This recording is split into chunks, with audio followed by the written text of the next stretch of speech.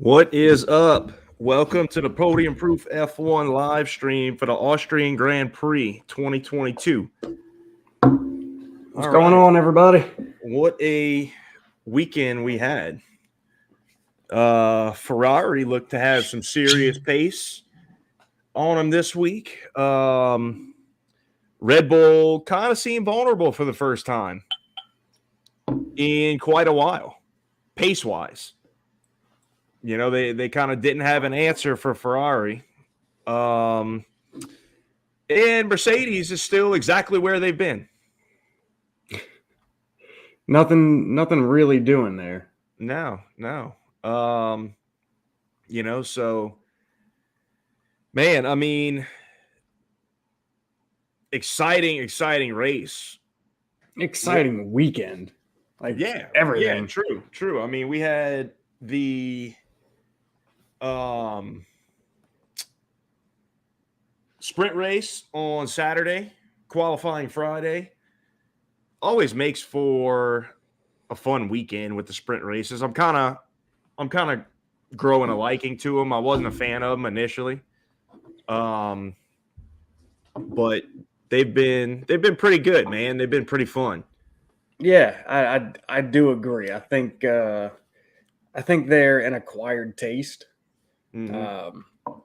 Sorry, I had to finish up my warm up. I think as the teams have also kind of gotten a little more acclimated to doing them, I think that's also made it better as well.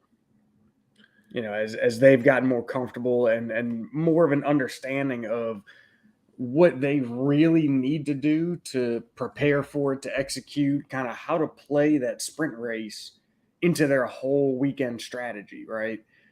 I think we're seeing them kind of develop a little bit more with them as well. And I think that's part of what's making it a little bit better. Right. So, yeah, man, we got a lot to cover. Before we dive into too much of that, first off, as always, thank y'all for being here. Thank y'all for joining us.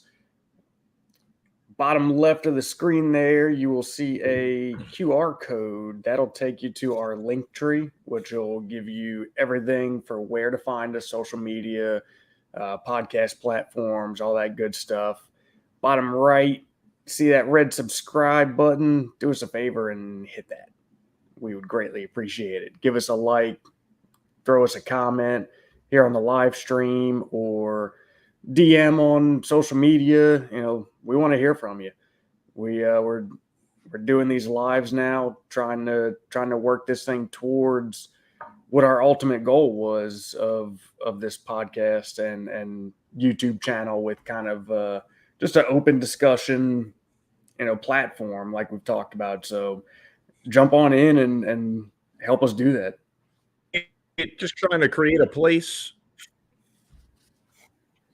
Yeah, just trying to create a place for F1 discussion. I mean, we really don't have that anywhere here in the States.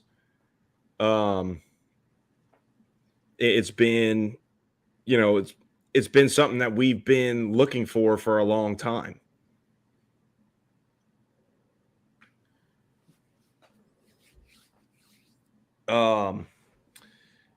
Yeah. So anyway, hopefully, got a little technical difficulty here.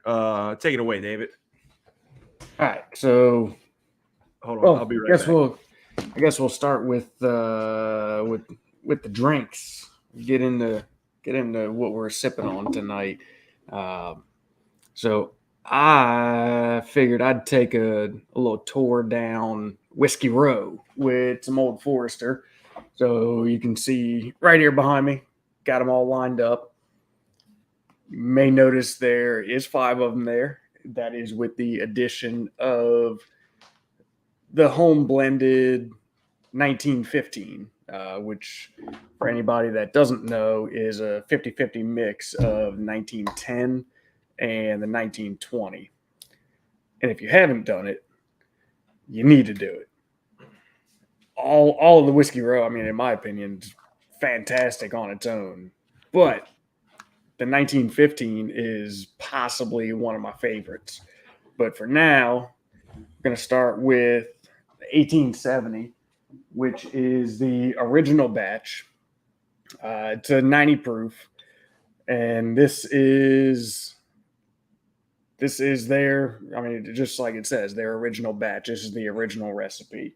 So we'll start with that and work my way through them to the 1897, which is the bottled in bond, the 1910, which is we'll call it a toasted barrel or a double oak or whatever you want to compare it to, 1915, and then to the 1920 Prohibition.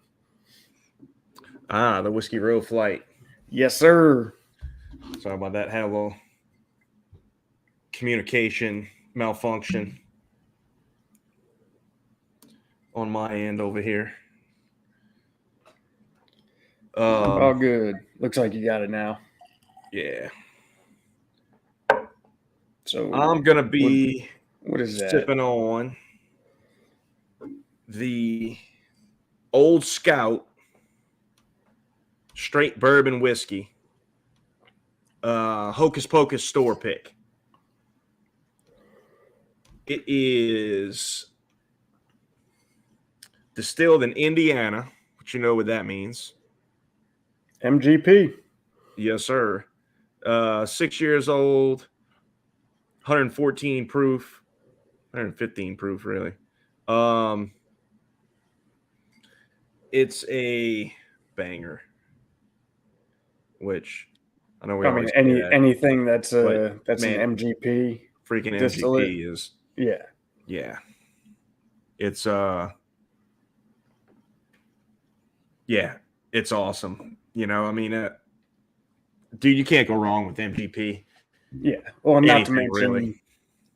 Between being an MGP and being picked by our favorites over there at Hocus Pocus, you know they're going to do a solid job picking up barrel.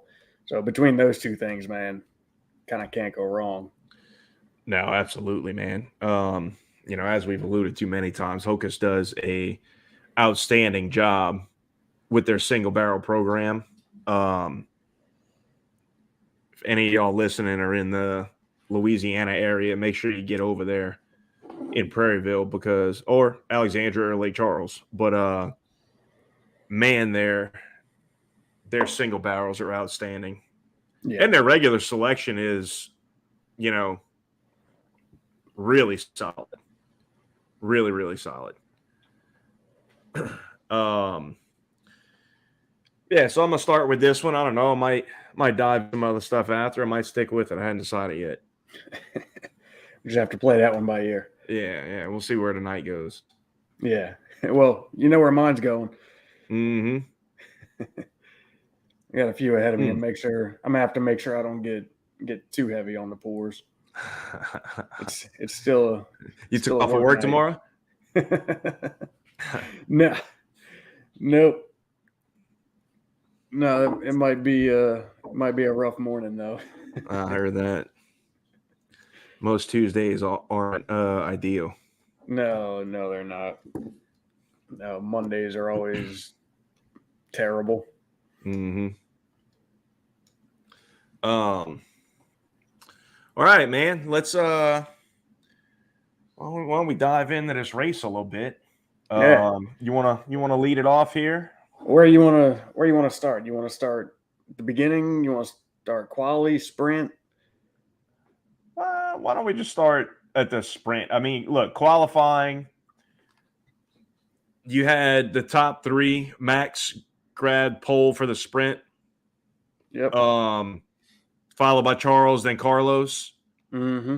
Actually, you know what? We do need to talk about quali because there was a little bit of controversy. Some really the stewards dropping the ball yet again.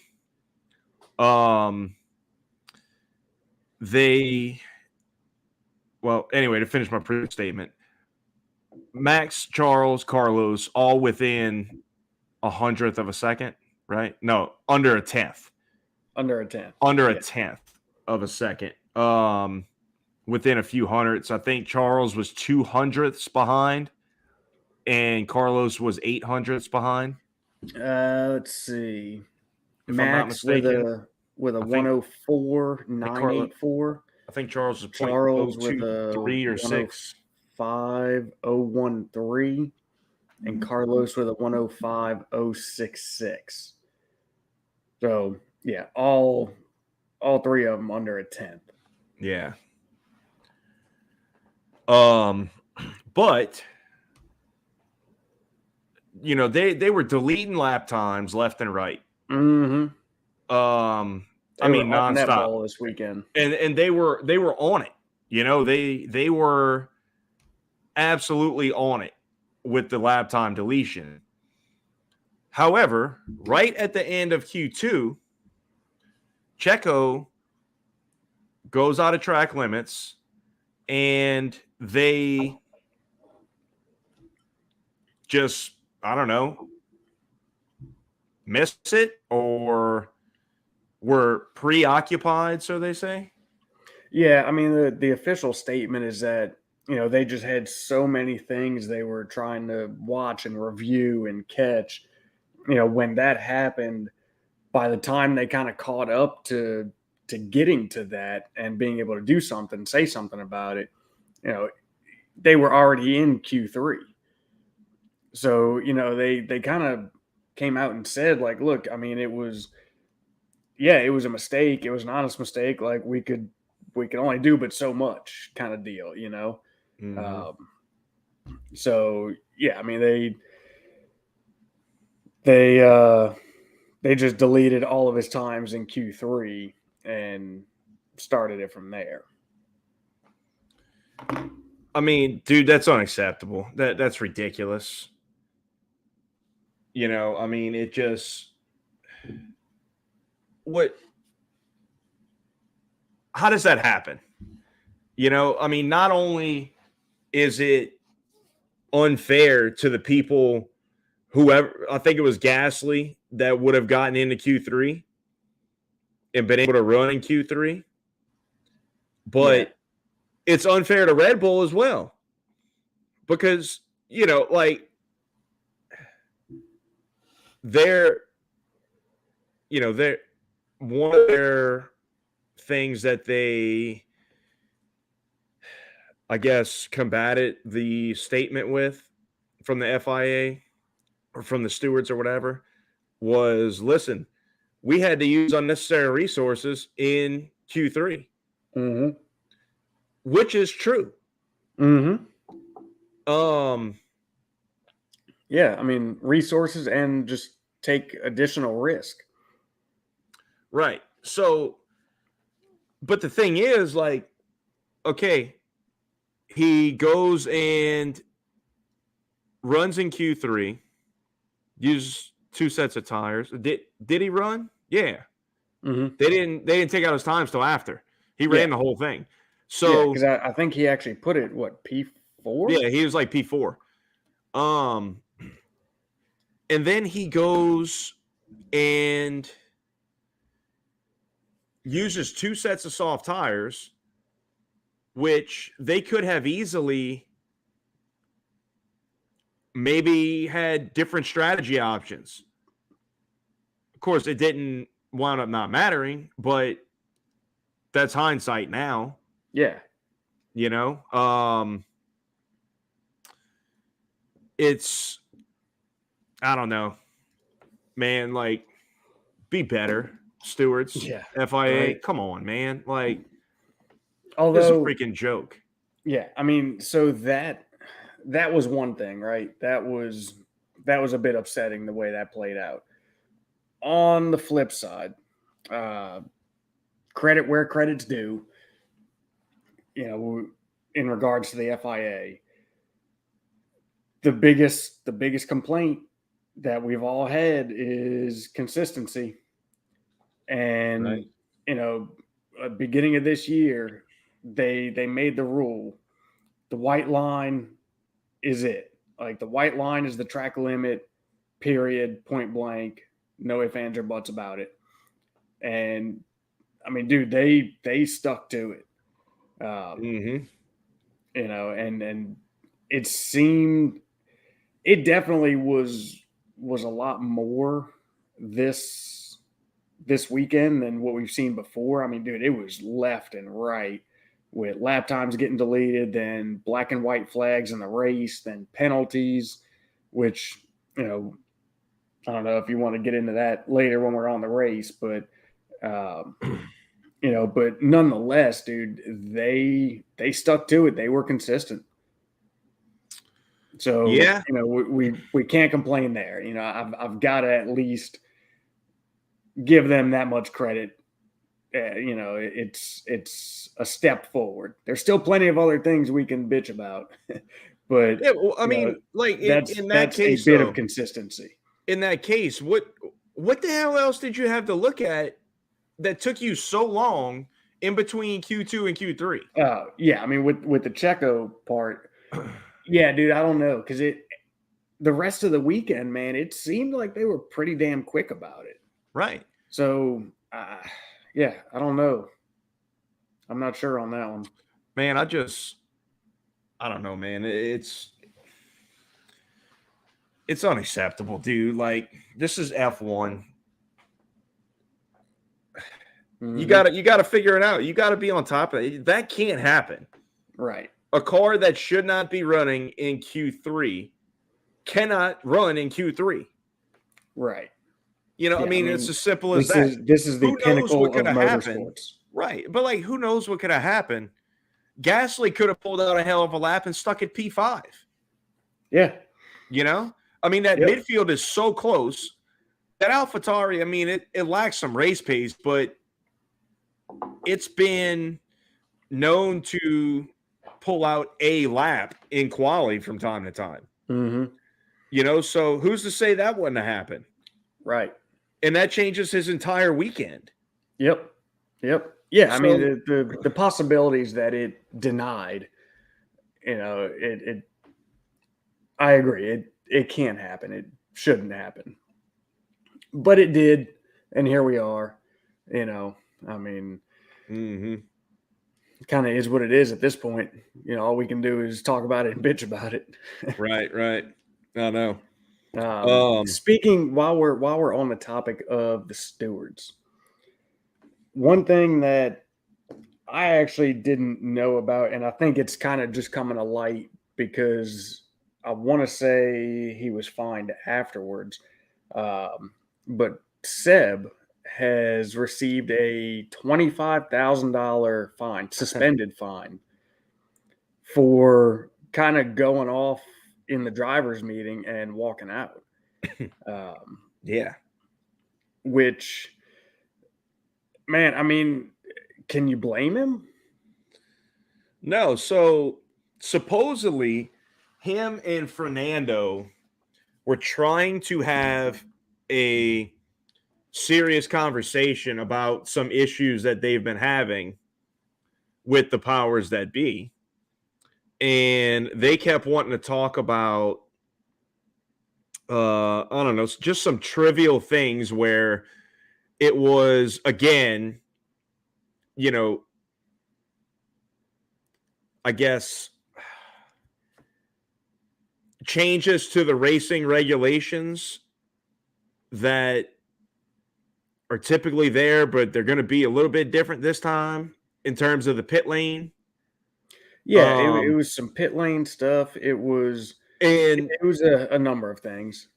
From what I heard and what I understand, they were not having it. Mm-hmm. Either one of them two, and were pretty disgusted about it and wanted to talk about. I haven't heard what they actually wanted to talk about, but it was some serious issues that they've been facing.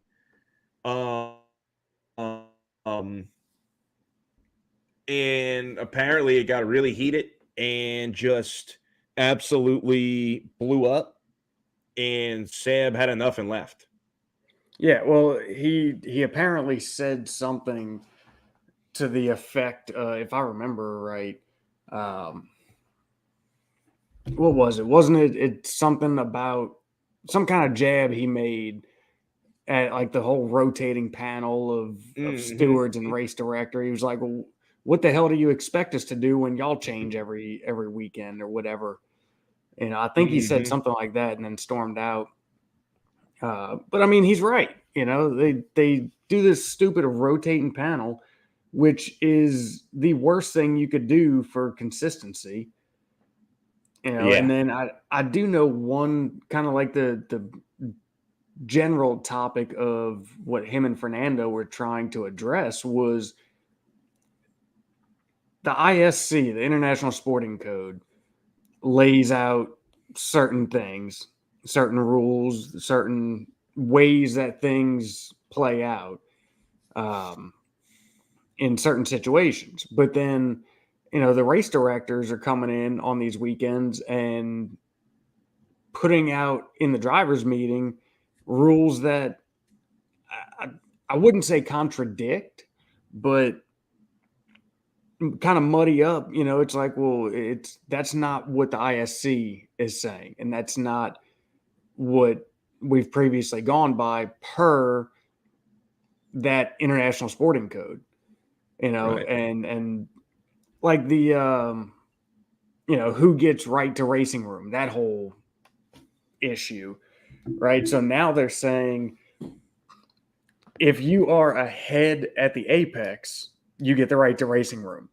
It was previously always kind of it was subjective before, because I think previously it was kind of always, if you are, I forget exactly how they would word it, but if you're there, right, not like just your nose is kind of maybe a little bit there, like, if your nose was like halfway up the car next to you or something like that, I think is how it went. You were entitled to some room.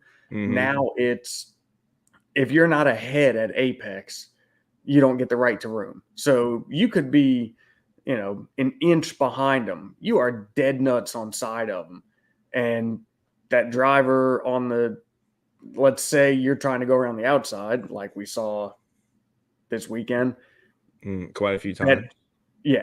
That driver on the inside can just run you right off, and there's nothing that can be said or done about it, which is complete BS.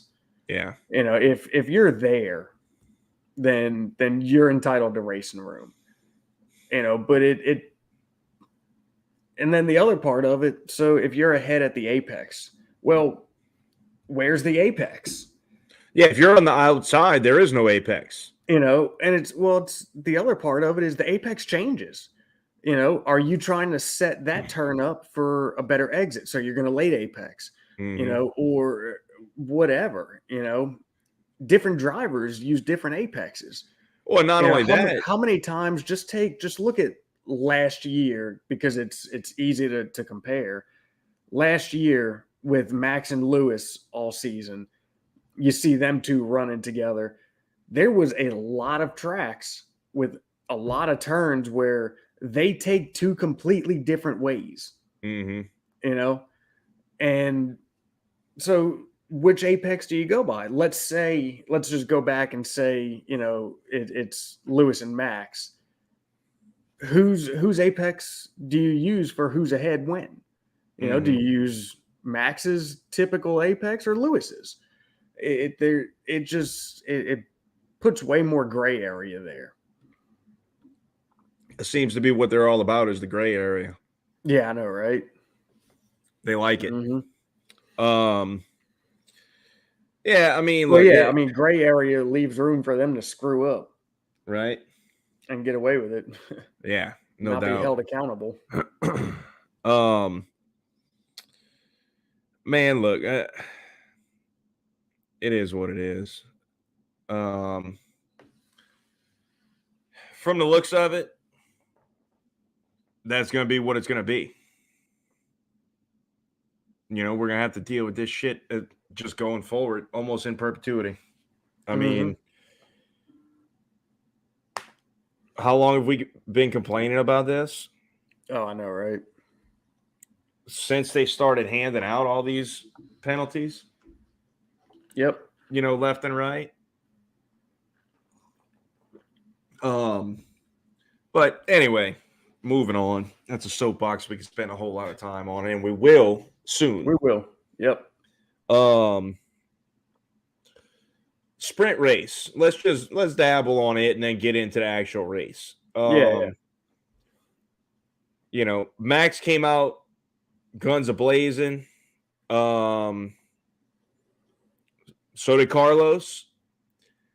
Charles apparently had a different game plan in mind from what we've come to learn. From what I'm hearing, was not really communicated. Well, it was kind of one of those, kind of like we talked about last week with these drivers being able to make kind of on the fly decisions, where he saw how hard Max was pushing right out the gate and decided, hey, we've got an opportunity here. Let's play a little conservation, and you know, we'll be in really good shape to go at him at the end. Yeah. And apparently Carlos didn't see the same thing, or didn't have the same thought. The telekinesis or whatever didn't work, and they just started going at it. And once Carlos got a little chippy with Charles, you know, that ignited Charles, and he was like, no, F this. Now it's on.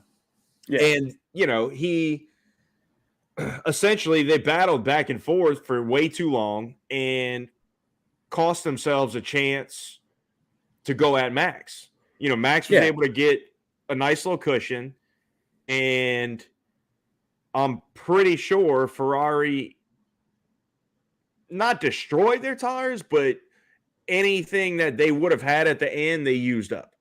Yeah, I mean, they killed whatever advantage that, you know, Charles killed whatever advantage he was hoping for.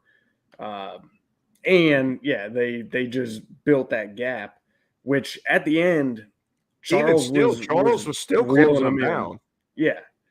Yeah, I think they finished. Charles was like 1.6 or 7 behind them at the finish. So, I mean, he had closed them down pretty quickly. I think it was pretty much maintaining about 3 seconds after he had kind of stretched it from Carlos a little bit. Yeah, I think so. But, you know, like we were talking right after it happened, or texting while it was happening, and it's like, what is still going on here? You know, after all that nonsense after Silverstone, did you not learn anything? And, you know, we kind of have different views on it, but in my opinion, that is a team – that should be a team decision, or not even really decision, because it's not like it's team orders at that point. It's just, hey, cut the BS and play the strategy game, and then y'all can have at it. But let's not fight each other and just let Max drive off into the sunset.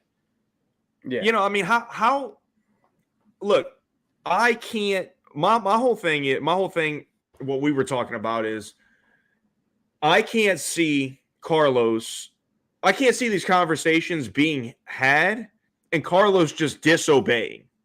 That's not happening, in my opinion. Carlos isn't that guy. I think the communication is just unbelievably poor in Ferrari right now. Yeah. And you know, we've gone back and forth on this. Yeah, but hang on. Let me finish this thought real quick. Go ahead. Because, and the reason I say that is because at Silverstone, he gets his first pole, and he's at this point in time, you know, Max has already had his problem. He's out in the lead, and Charles is coming at him, but he's still fighting for his first win at this point, and looking at it in the face. Max is out of the picture, and all you have to do is not allow Hamilton to stay in your window and screw things up for you, and you can do this. And with all that going on, Charles is coming at him and is right up his tailpipe. And Ferrari tells him, the pit wall tells him, listen, you need to hit these times or we're going to put Charles ahead because he's crushing him. And Lewis is a problem. So he says, okay, give me one more lap. Like, he didn't do it. He said, give me one more lap to do it. They said, okay. He didn't hit it. And they said, look, you didn't get it. You need to let Charles by. His response was, okay. And did it in a very well-timed, very clean place as to not cost either of them. Didn't cost Charles any time. Cost himself, a smidge worth of time just in the slow down to let him right by. And went about his day and was content. Like, I'm sure he wasn't, like, thrilled about it, but he obeyed with no snags, with no hangups. And didn't fight it. He understood, I'm not faster. Charles is clearly faster, and I'm going to obey this order, this team order. So, like, I can't imagine that they're having conversations about this, and he's just still going at Charles like crazy. So, no, and I agree with you in the fact that when he is told to do something, he does it. The issue I have is that it seems like if he is not told explicitly that he doesn't see things in the same way. He doesn't see a long game, like going back to Silverstone, in that instance, he let him by, they swapped. But, like at the restart, when he couldn't see the bigger picture of, look, build a little gap to Charles, you're going to catch him. But try to give him a little room to where once you catch him, maybe there's enough time left to where he doesn't get swallowed up. But no, instead, he's going to go right after him and battle with him in the turns and just cost both of them even more time when he could have backed off of one turn and then passed him on that'd have been the Wellington Straight, I think, and kind of made that work out a little better. And then fast forward to this weekend, you take the sprint race, and instead of seeing the big picture and the long game, you're just going to instantly start going wheel to wheel with your teammate.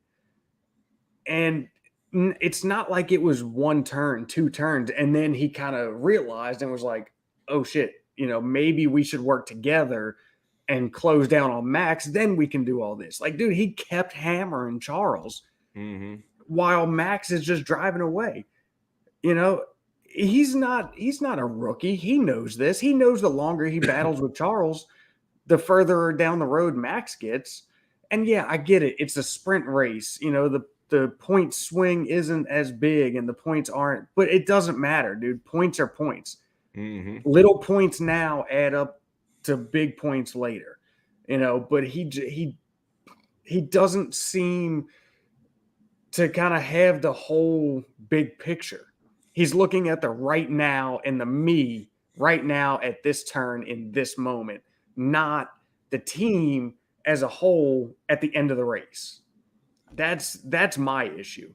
Whether the team tells him or not, he should be seeing that, and he should be playing that. I guess, look, I agree, but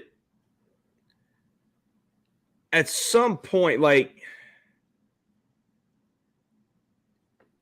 Ferrari is Ferrari, for lack of a better way to put it.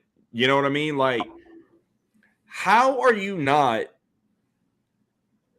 just covering everything in your prep, in your race prep, in your session debriefs? Like, how are you not covering every scenario to where Charles and Carlos don't have to have these issues? They know what to do in the situations. You know, like, it's like people wonder why the New England Patriots have won so many games, and not even Super Bowls, just games, right? And that translates to Super Bowls. But it's because Bill Belichick he has his guys prepared for everything. He goes over everything. He does not miss anything. And that's something that you would expect of a Mercedes, a Red Bull, a Ferrari, you know, a McLaren. Teams that have been at F1 dominant winners in F1. And it just doesn't make sense to me how, I guess, how ridiculous all this is with Ferrari. You know, it just, I can't understand why this is happening.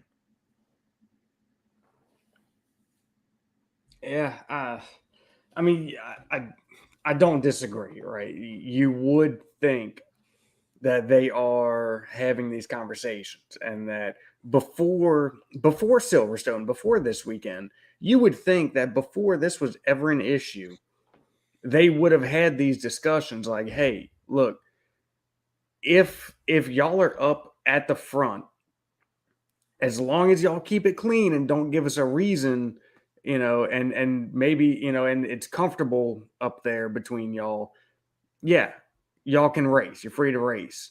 Don't be stupid, Right. But if y'all are not at the front, don't do anything that's going to allow whoever y'all are chasing to just run away. Don't cost each other time. Right. But again, and maybe, I don't know, maybe they it's hard to even say this, because I mean, you would think they probably have these conversations anyway, but maybe their thought is, hey, look, these guys are F1 drivers. Like, they are the best of the best. We shouldn't have to tell them this dumb shit that, hey, every time y'all battle, they get further ahead. That's stupid. That's a stupid thought if that is what's going through Ferrari's head, because they're drivers. They don't think logically a lot of times. I disagree with that. They get blinders on and they go to kill mode, and sometimes they forget what color the other car is. No. Yeah. Not drivers of. They do not. They should not be getting blinders on. If they are driving for Ferrari and they are at the top of their game, they should not be making those rookie mistakes of having blinders on. Man, that's rookie stuff.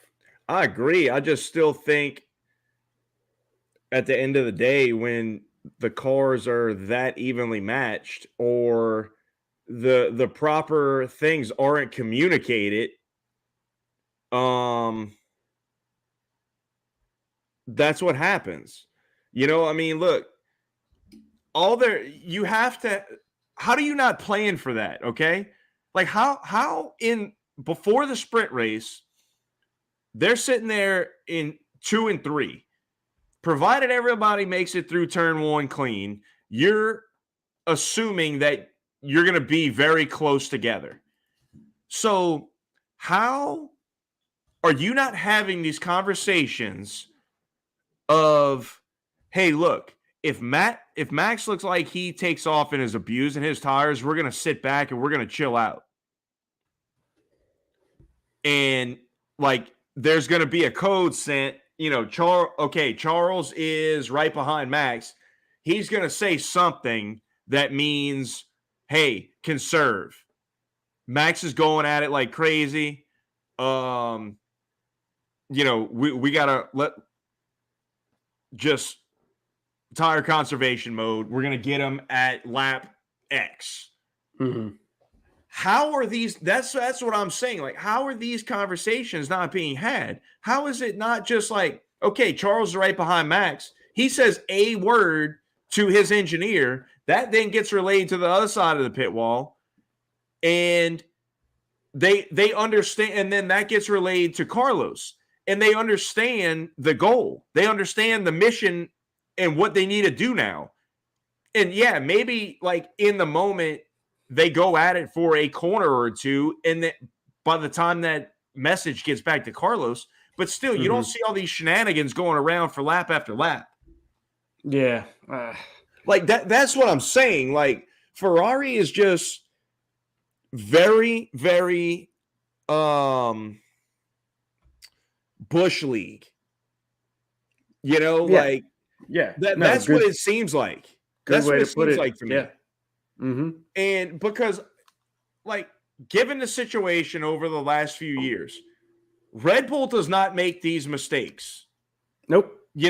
It happened like one time. Like, look, remember Baku in 2018 when Max got Ricardo was coming to pass him. Max was having none of it. He swerved back and forth. Ricardo didn't know which way to go, and he didn't back out of it. He tried to make it happen, and he went up the back of Max. Mm-hmm. After that, Horner shut that down. Yeah. Like, that was not going to happen again. Whether it be Ricardo or anybody else.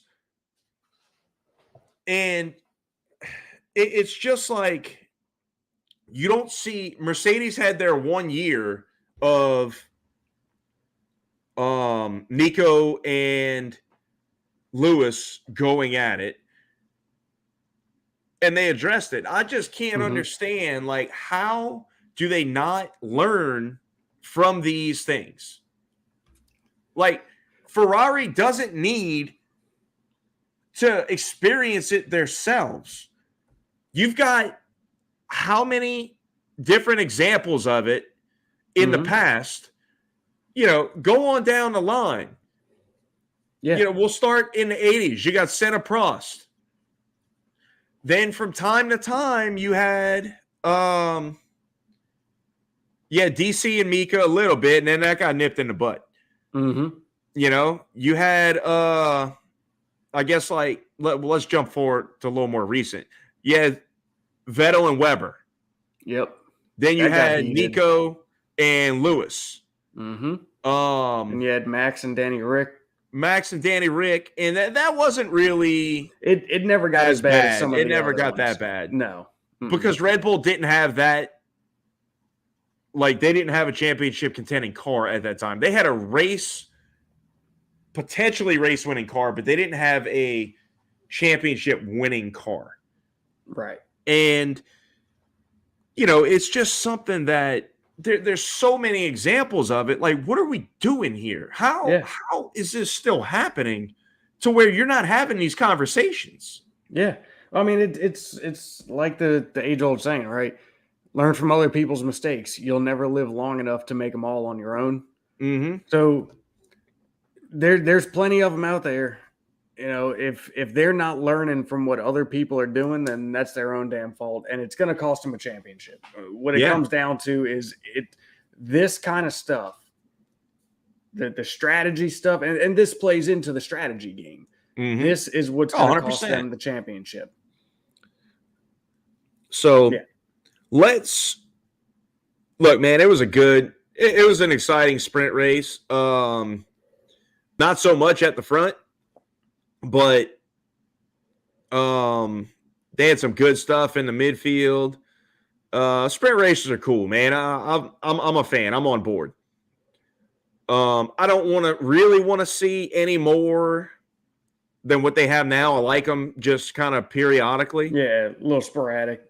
Yeah. I don't want to see it somewhere, where they're running 8, 9 of these things. Mm-hmm. I think that's going to get ridiculous. Yeah. Yeah. And I think it's I think if you just have a few of them, I think the drivers and the teams are going to be comfortable to go all out for them. Yep. If you start going any more than that, you're going to have issues where it's essentially going to be a parade. Mm-hmm. Because the teams are going to be like, look, this costs us way too much money. And, we're going to put in less fuel. We're going to conserve. And it is what it is. Yep. And it's almost going to be like an unspoken thing between the paddock. Like qualifying is what it is. And look, we're gonna make a mockery of this until they reduce the number. Mm-hmm. Like with the cost cap and all that happening nowadays, I found it very strange that you would introduce sprint races along with a cost cap. Yeah. If you're trying to conserve money, adding additional racing is not the way to do it. Right. Yeah. But from a viewership standpoint, which, is what they're essentially trying to do, right? I mean, yeah, they're trying to bring the cost down. They're trying to level the playing field a little bit. But at the end of the day, this is a business, and they want more fans, more viewers, more attendance. From a viewership standpoint, the sprint races are great. Mm-hmm. Until the teams get to, like you're saying, which I agree, I think would happen. At that point, the sprint races are going to be a detriment to that viewership. Right. Because it's going to be is everybody's going to bitch and moan about them, just like everybody bitches and moans about Monaco. It's going to kind of be that same thing. Oh, there's nothing actually happening. There's nobody passing. Because that's what they're going to do. So, for the time being, the number that they have, I think, is great. Yeah, absolutely. And look, I agree. I think sprint races are exciting. I just think you have to keep the number of them down in order to keep them exciting. Mm-hmm. For sure. I'll look. I'm on board with them. Just keep the number where it's at. Yep. All right, let's move it on into the race because it was a breath of fresh air in terms of overtaking. Oh yeah. Let's start with Ferrari. Their pace was outstanding in this race. Yep. And frankly, it was shocking to me. Very much so. Nobody expected that. This was supposed to be a Red Bull favorite, well, I mean, look, we thought they would be competitive, right? Like we said last week, we thought this track would lend itself well to the Ferrari. Mm-hmm. For a number of reasons. However, we've seen Red Bull dominate this track over the last 3 years. Mm-hmm. Max has won every time here over the last 3 years, right? And that would have been 4 races. Yeah. He won 19. They had 2 of them in 20. And he won last year, right? Yes, I believe you're right on that. So there was no reason to think, and everything we've seen from this Red Bull car this year, we had no reason to think really they would be any less competitive.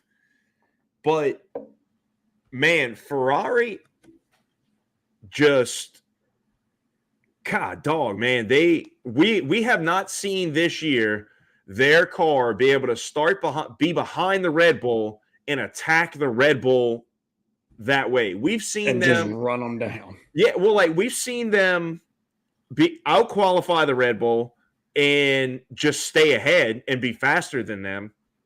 You know, they tussled up in Bahrain, and then they just left them in the dirt in Australia, Barcelona before it blew up. Yep. Hey, not to cut you off, just to back up and correct. Valtteri won in 2020. But they had 2 races there in 20. Okay, so remember? They did. Yes, they did. They had the Austrian and then the Styrian. The Styrian, yep. And you know what? It doesn't specify which one. Let's just go back and look this way. All right, continue on, and I'll find that out for sure, just to clarify. But so I kind of forgot where I was going. It's right here. So Austria, yeah, I know. I kind of screwed you up there. Valtteri won Austria. Lewis won Styria in 20. Technically, the Austrian Grand Prix, Valtteri won in 20. Okay. I don't know why. And then I thought Max won it that year. Max was 19 and 18. Let's see.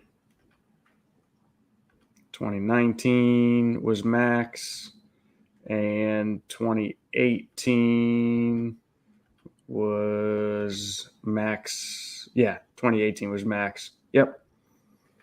So out of the last 5, what did I say? Out of the last 5, Max has won 3. Yeah. Okay.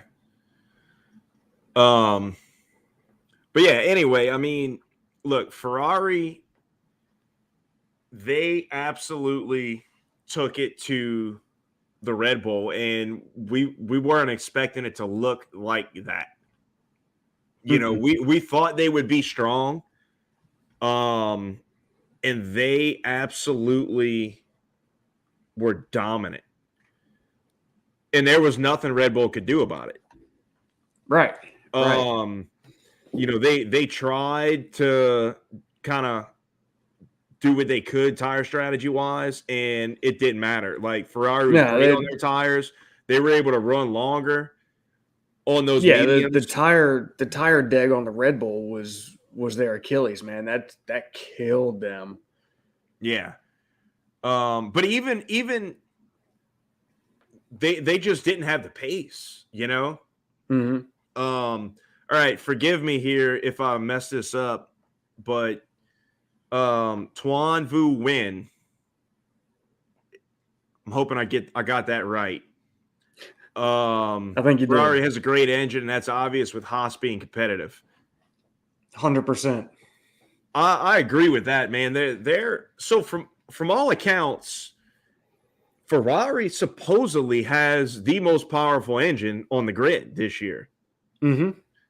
Now it's just kind of struggling keeping all its bits and pieces. Awesome! He said that's perfect. Awesome. But look, man, you would imagine just by looking at it, you would think that the Honda or the Red Bull has the most power, but supposedly Ferrari's making more power than anybody. Mm-hmm. Red Bull's just perfected and streamlined their car where they don't have much drag at all. Yeah. Well, I mean, look, just without knowing numbers, just by theory, knowing that Ferrari has a higher drag car, they have to build more power. Yeah. To be competitive with a lower drag car, you know, you're going to have more power than them. Mm-hmm.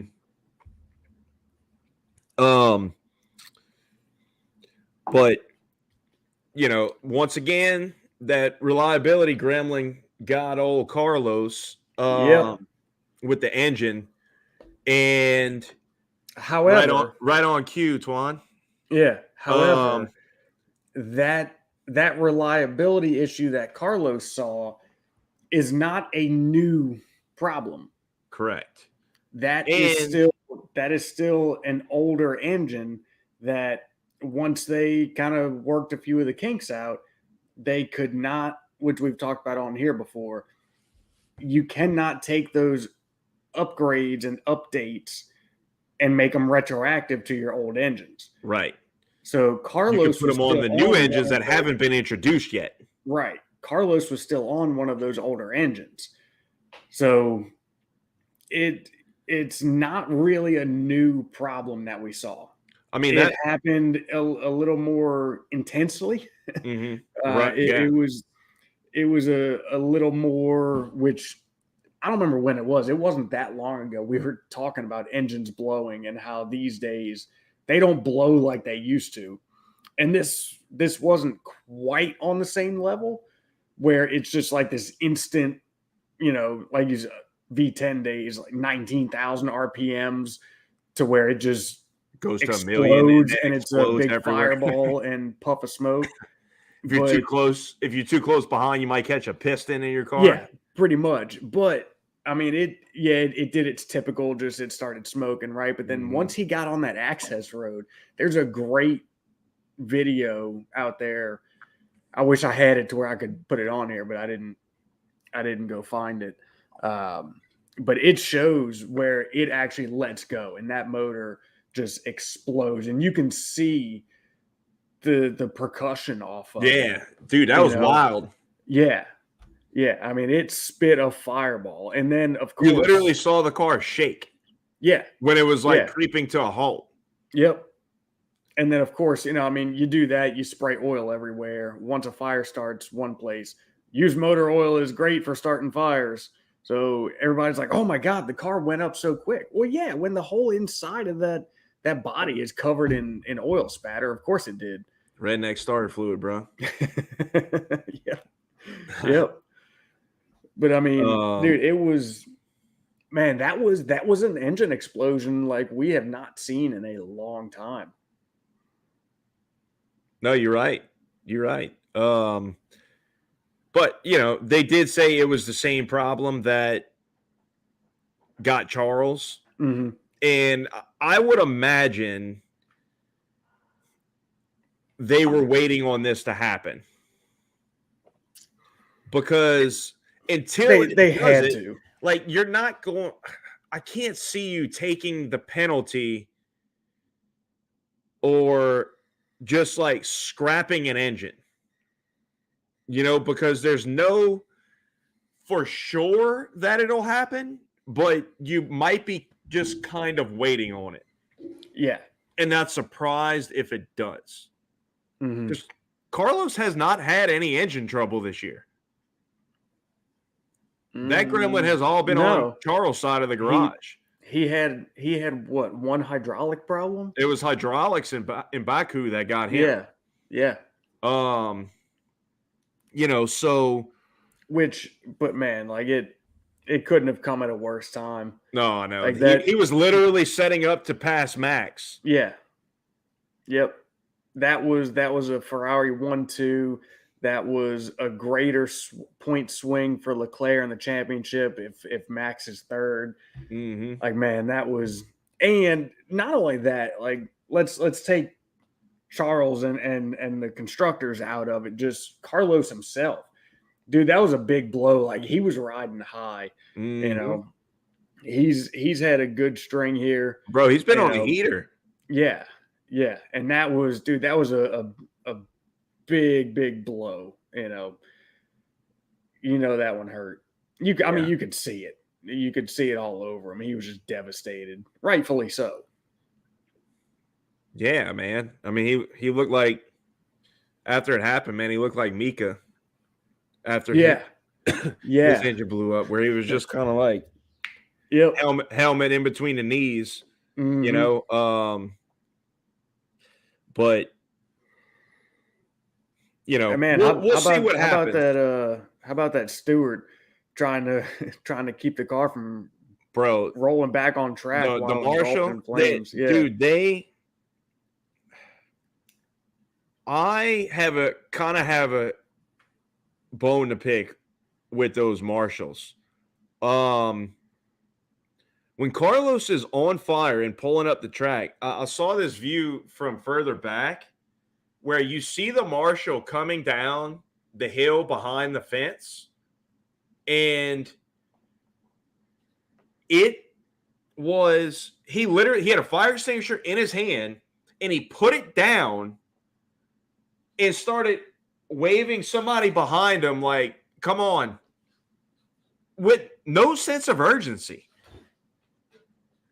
I mean, it was kind of ridiculous when the car is growing in flames and Carlos is trying to get out and it won't stop rolling. Yeah. You got the one he's trying to marshal there hold it. He's trying to hit the brakes. And he's like, bro, let's go. Let's get it. Yeah. Come on. It's on fire. Yep. And the marshal's yeah. Another 2 seconds. Yeah, I'll hit it. And then another 2 seconds, dude. Carlos would have had to just jump out and like let that thing roll. Yeah. And that's, dude, I don't think we even need to talk about how dangerous that would have been for so many people. Right. But at that point, he's got to get his ass out the car. Mm-hmm. So luckily, they were able to stick something under the tire and get it stopped. But yeah, man, that was it was disappointing.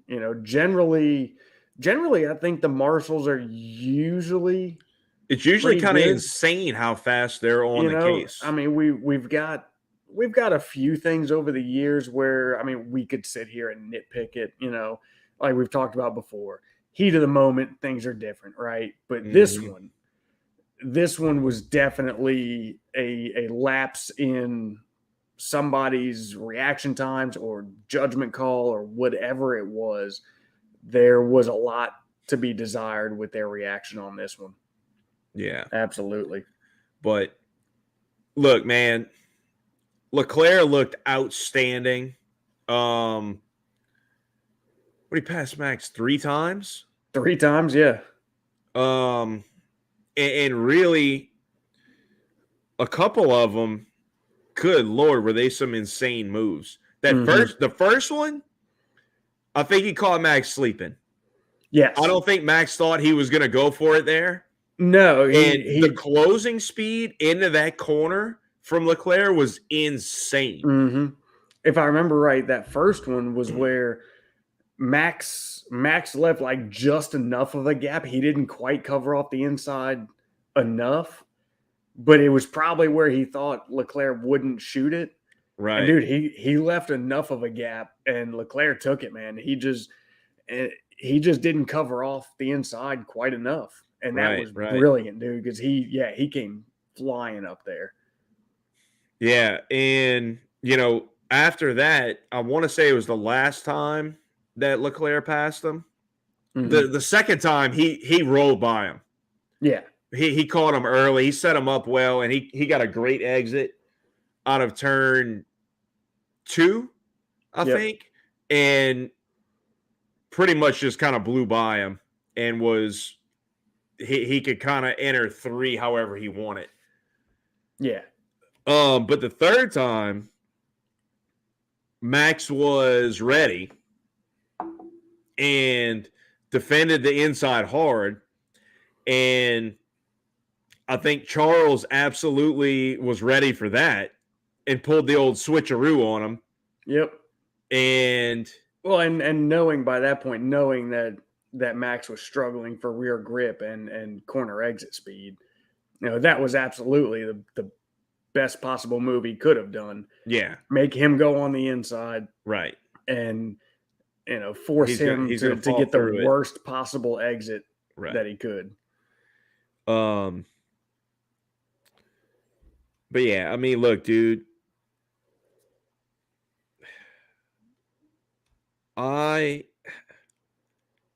Charles, in all honesty, should be leading this championship. Max has done a phenomenal job. Red Bull has done a phenomenal job in terms of, them just absolutely Capitalizing. not making mistakes. Mm-hmm. But Charles, with the exception of him maybe getting a little too greedy in a sketchy situation at Imola, has also been mistake free. But his team has not been. Right. And even with the engine issues and the engine failures, just on his driving, he should be leading this championship. So look, going forward, I think we're halfway through right now. Charles is what, 34? I don't have the numbers in front of me. 34 to 38-ish points behind. We should be in for 38. 38. 38. We should be in for a stellar second half of the season. Yeah. Dude, if he can just Ferrari keep looks nipping, to have the pace. If he can just keep nipping a little bit at a time, he's going to equal that out, that stand at points. And deficit. I have and it's going to get real interesting. Yeah, look, I have my allegiances, but at the end of the day, before last year, we've had such a dominant run. I just want to see a fight. Mm-hmm. That's all. Yeah, I think all of us, man, like regardless of what our allegiance is, right? Every Formula One fan has one. Mm-hmm. You could say all you want. Oh, I'm just a fan of Formula One. I like all of them. Everybody's got their allegiance, and I am. That's true for me. However, that's what I'm saying. My favorites. Like, we all have our favorites, but I think the difference is, or not the difference. Deep down, we all just want to see a good fight. We all want to see racing. We don't want to see somebody just running away with it race after race. Right. And man, like on previous episodes this whole season, we've talked about multiple times how we kind of continuously would get robbed of seeing the Max and Charles fight, and we kind of still did, right? Because let's be real, they weren't really on level playing fields. Red Bull struggled a lot with tire deg, and that compromised their pace. So we didn't really get to see the Max and Charles battle.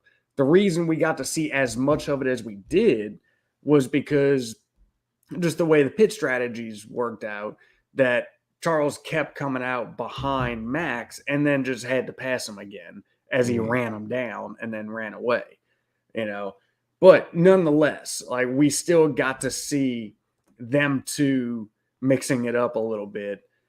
However, we got to see it a lot of times, but they really didn't get to mix it up a whole lot, right? Like, they would have like this one interaction where Leclerc got by him, and then that was it till the next pit stop, and then you kind of got it again. But it's still more than what we've really got to see thus far, right? Between them two, which is what we've been dying to see. And I think moving forward, I think we're going to be in for a treat, man. I think we're really going to see a lot more of it. Yeah, it seems like the Ferrari upgrades have improved their race car. They've always had a fast car in terms of one lap and being able to get the lap times and having a pretty good race car. Mm-hmm. But their upgrades seem to have really, really helped out their race pace. We just, for one reason or another, haven't seen it play out until now. Yeah. Yeah. But all right, well, let's move it on down the road. We need to talk about Checo. We talked about Max a good bit. Max just he he gave it his all, as he always does. And, you know, it just wasn't in the cards. Like he said a number of times in post-race, he did not expect them to be that strong. Yep. And, you know, like he said, until Sainz retired, he was essentially just kind of down with third. Yeah. I mean, he knew that's where it was going to be. Yeah. You know? But let's talk about Checo a little bit, man. You know, he came on strong for a while, and all of a sudden it was like, oh, we're going to have a little issue here. Mm-hmm. And no. Nope. I feel like, in my opinion, over the last, since really, I guess Monaco, Mm-hmm. he has gotten pretty punchy. And it's not really his style.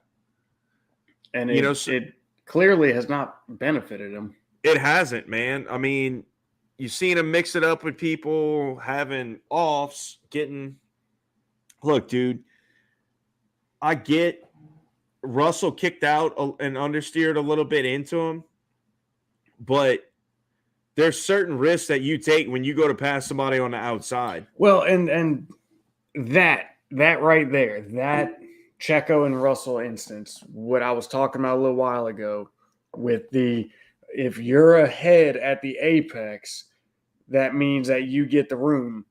That is the problem that it causes, right? Do whatever you have to do, make whatever risky move you have to make.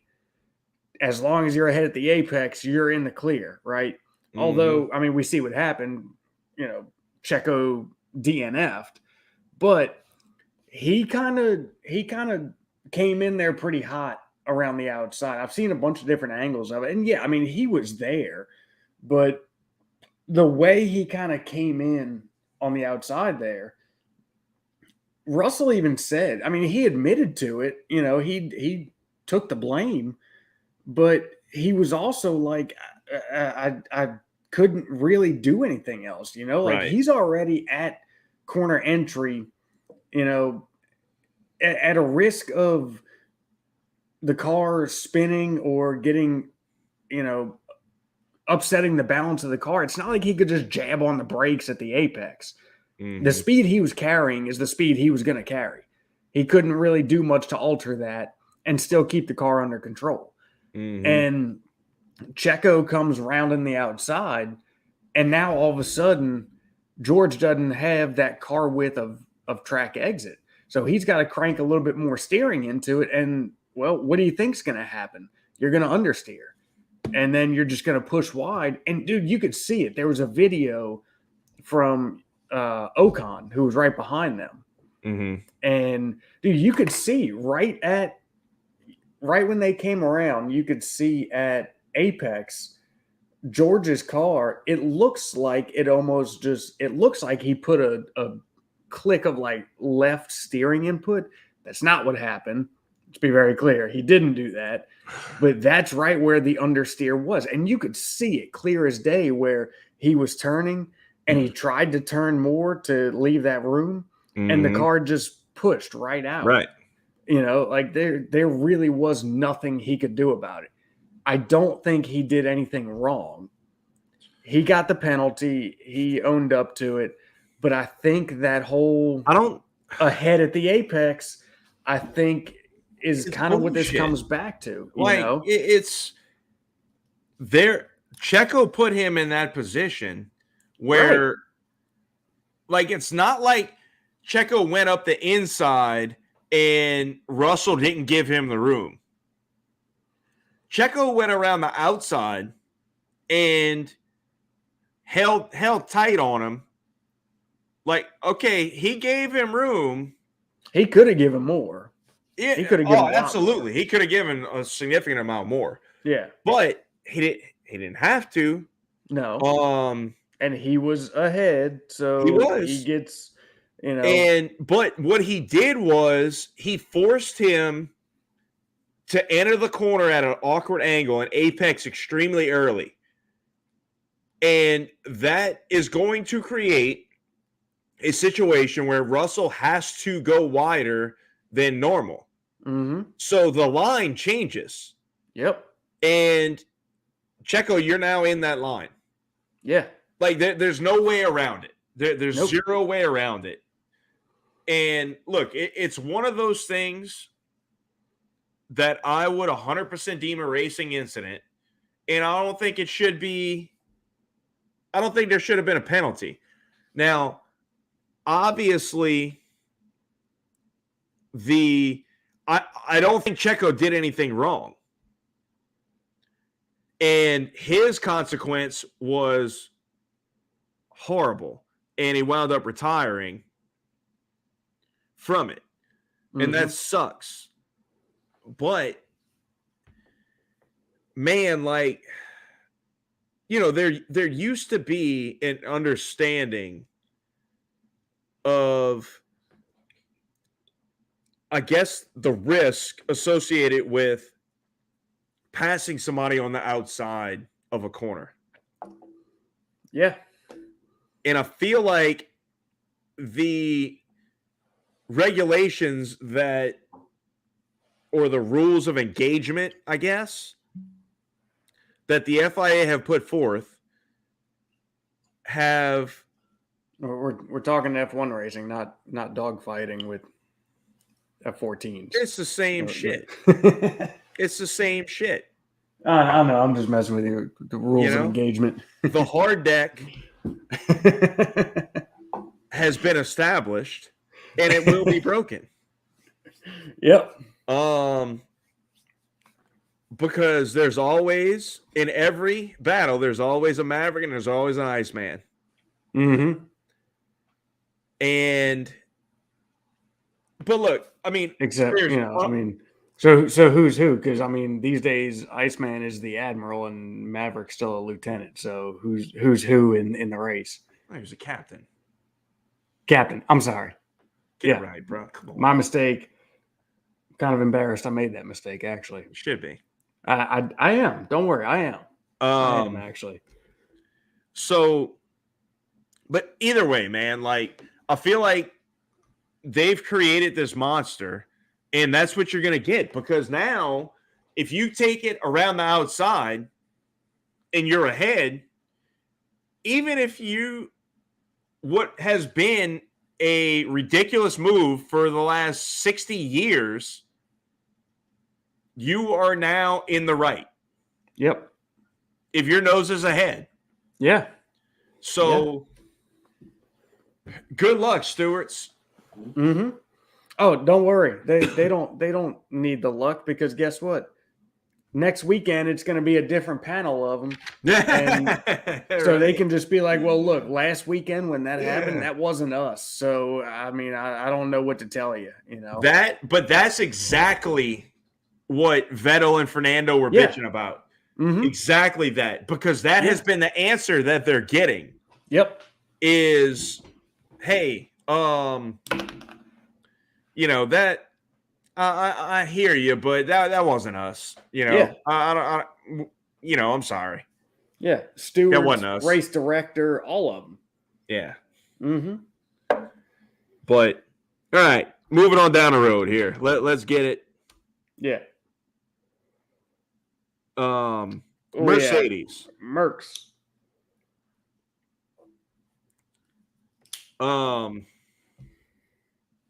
You go ahead and lead into Mercedes. I've been all right, so been setting a tone here for a few. Yeah. So Lewis, all right, we'll go ahead and start with Lewis. I mean, he put on, he drove a good race. You know, he just kind of stayed there and kept his nose clean. I don't recall any hold on, close calls or incidents, not even incidents, but, you know, I don't really recall anything too overly exciting with them, unless I'm forgetting something. But Hold on, time out. yeah. Twan, you're exactly right. Oh The yeah. FIA is too wishy-washy on the rulings now. The drivers are pushing the limit because they know this. You are exactly right. Mm-hmm. The drivers are now going to stick their nose where they shouldn't, Or where they wouldn't have previously. or where they wouldn't because of this. Although it hasn't worked out in their favor. The other person is getting a penalty, but you're Checo not. didn't finish the race. Checo didn't work out too well for him, and it also didn't work out too well for Vettel. Yeah. When he did it, he did the same thing later in the race with Gasly. Mm-hmm. The same exact thing happened. Yep. And he got all bent out of shape about Gasly, and it's like, what do you want them to do? Yeah. You know, I mean, yeah, you left them a car width on the inside, but that doesn't necessarily mean anything. Yeah. Yeah, they can't just alter their corner exit line just like that. It's not going to happen. Especially when you're pitching them and forcing them to enter the corner at a shallow angle. Yep. You know, it doesn't work like that. No. Mm-mm. But and we're gonna continue to see this. Yeah, we are. But anyway, yeah. So I mean, Mercedes, look, Mercedes, it was a solid drive. It from was both of them. Yeah. Oh, I mean, it was P3 and P4. It was another solid points weekend for them. However, Hamilton finished what 40 seconds behind Max. Mm-hmm. I think it was. They're behind Charles. What? 40 behind Charles. Was it 40 behind Charles? Yeah, he was the winner. Well, I know, but I was thinking, let's see. You got me one. I thought it was like 40. Yeah, the final timing, that's not interval timing. No, I know. But yeah, I mean, anyway, regardless, I mean, it was, yeah, he was third, but dude, as far as their pace, it really wasn't any different than what it has been. Their pace has pretty much remained the same. And it's just, they're consistent with that pace. And with Checo and Carlos out of the picture, they end up with a podium, and it looks like they've had this great finish when it's really they've just been there and picked those spots up by attrition. They have, but look, man, they are. But they're consistent. They are. They're reliable. Yeah.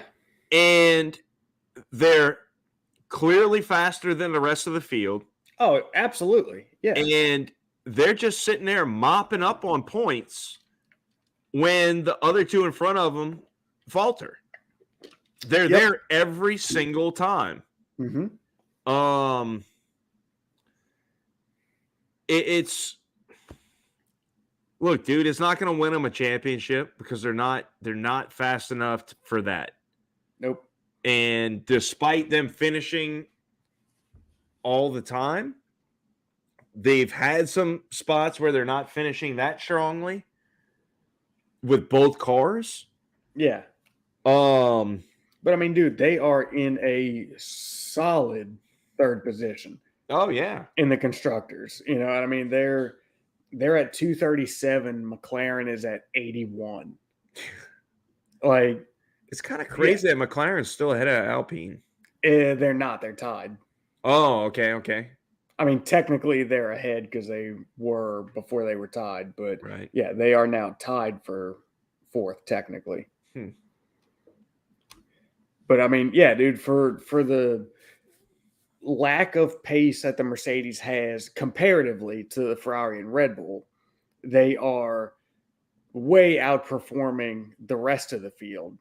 Yeah. They're kind of in their own little window there, right? They're not at the front, but they're not midfield. No, they're not. I almost, I mean, you'd call them best of the rest at this point because the top teams have separated themselves, so therefore they are the best of the rest of them. But dude, they're kind of in their own little window there. Mm-hmm. You know, they're not. Occasionally, yes, they are kind of mixing it up. You know, sometimes with some of the other teams, some of the races that Hamilton didn't quite fare so well in. He was kind of mixed up towards the back of that mid pack a little bit, or middle of the mid pack, whatever. But for the most part, they have well separated themselves from the rest of them. Yeah.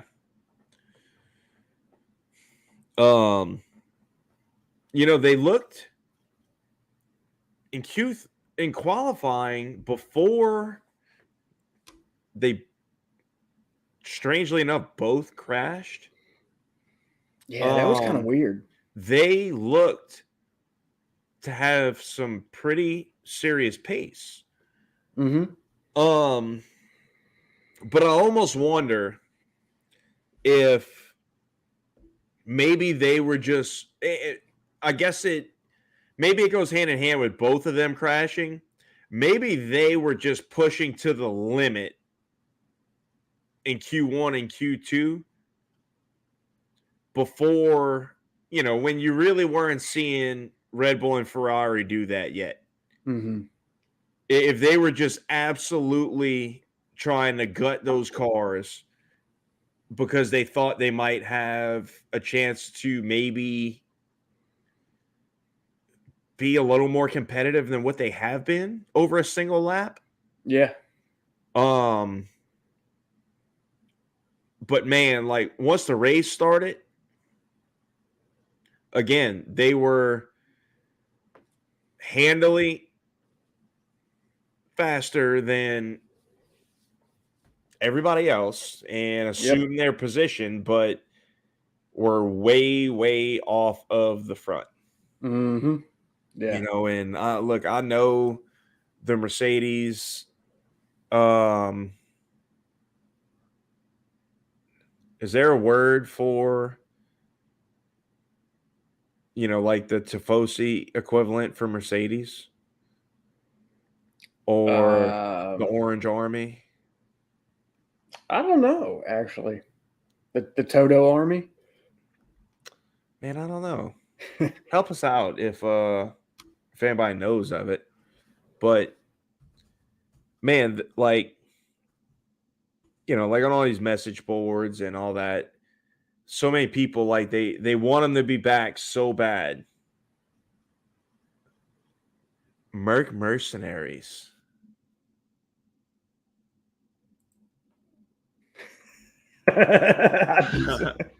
Twan says. I just saw something else right as he said that. I just read something. So I did a quick Google search of what are Mercedes F1 fans called. Uh-huh. The nickname for Mercedes fans are called bandwagoners. That is funny. It's like the Alabama football. Yeah. Twan said he made that up. That's funny. I like it though. That is good though, Twan. Yeah. But look, I mean, Mercedes is showing serious signs of their own development. Mm-hmm. Unfortunately for them, it is not really closing them to the front. I think they've made up a little bit of time to the front since the beginning of the season. They've definitely made up, I don't know, a quarter of a second or so. But I wouldn't give them any more than that. Mm-hmm. Their car has shown certain tracks the car is strong, and they've got some serious pace. Yeah, don't put any bumps in that track surface. Well, dude, that's another thing that I wanted to talk about.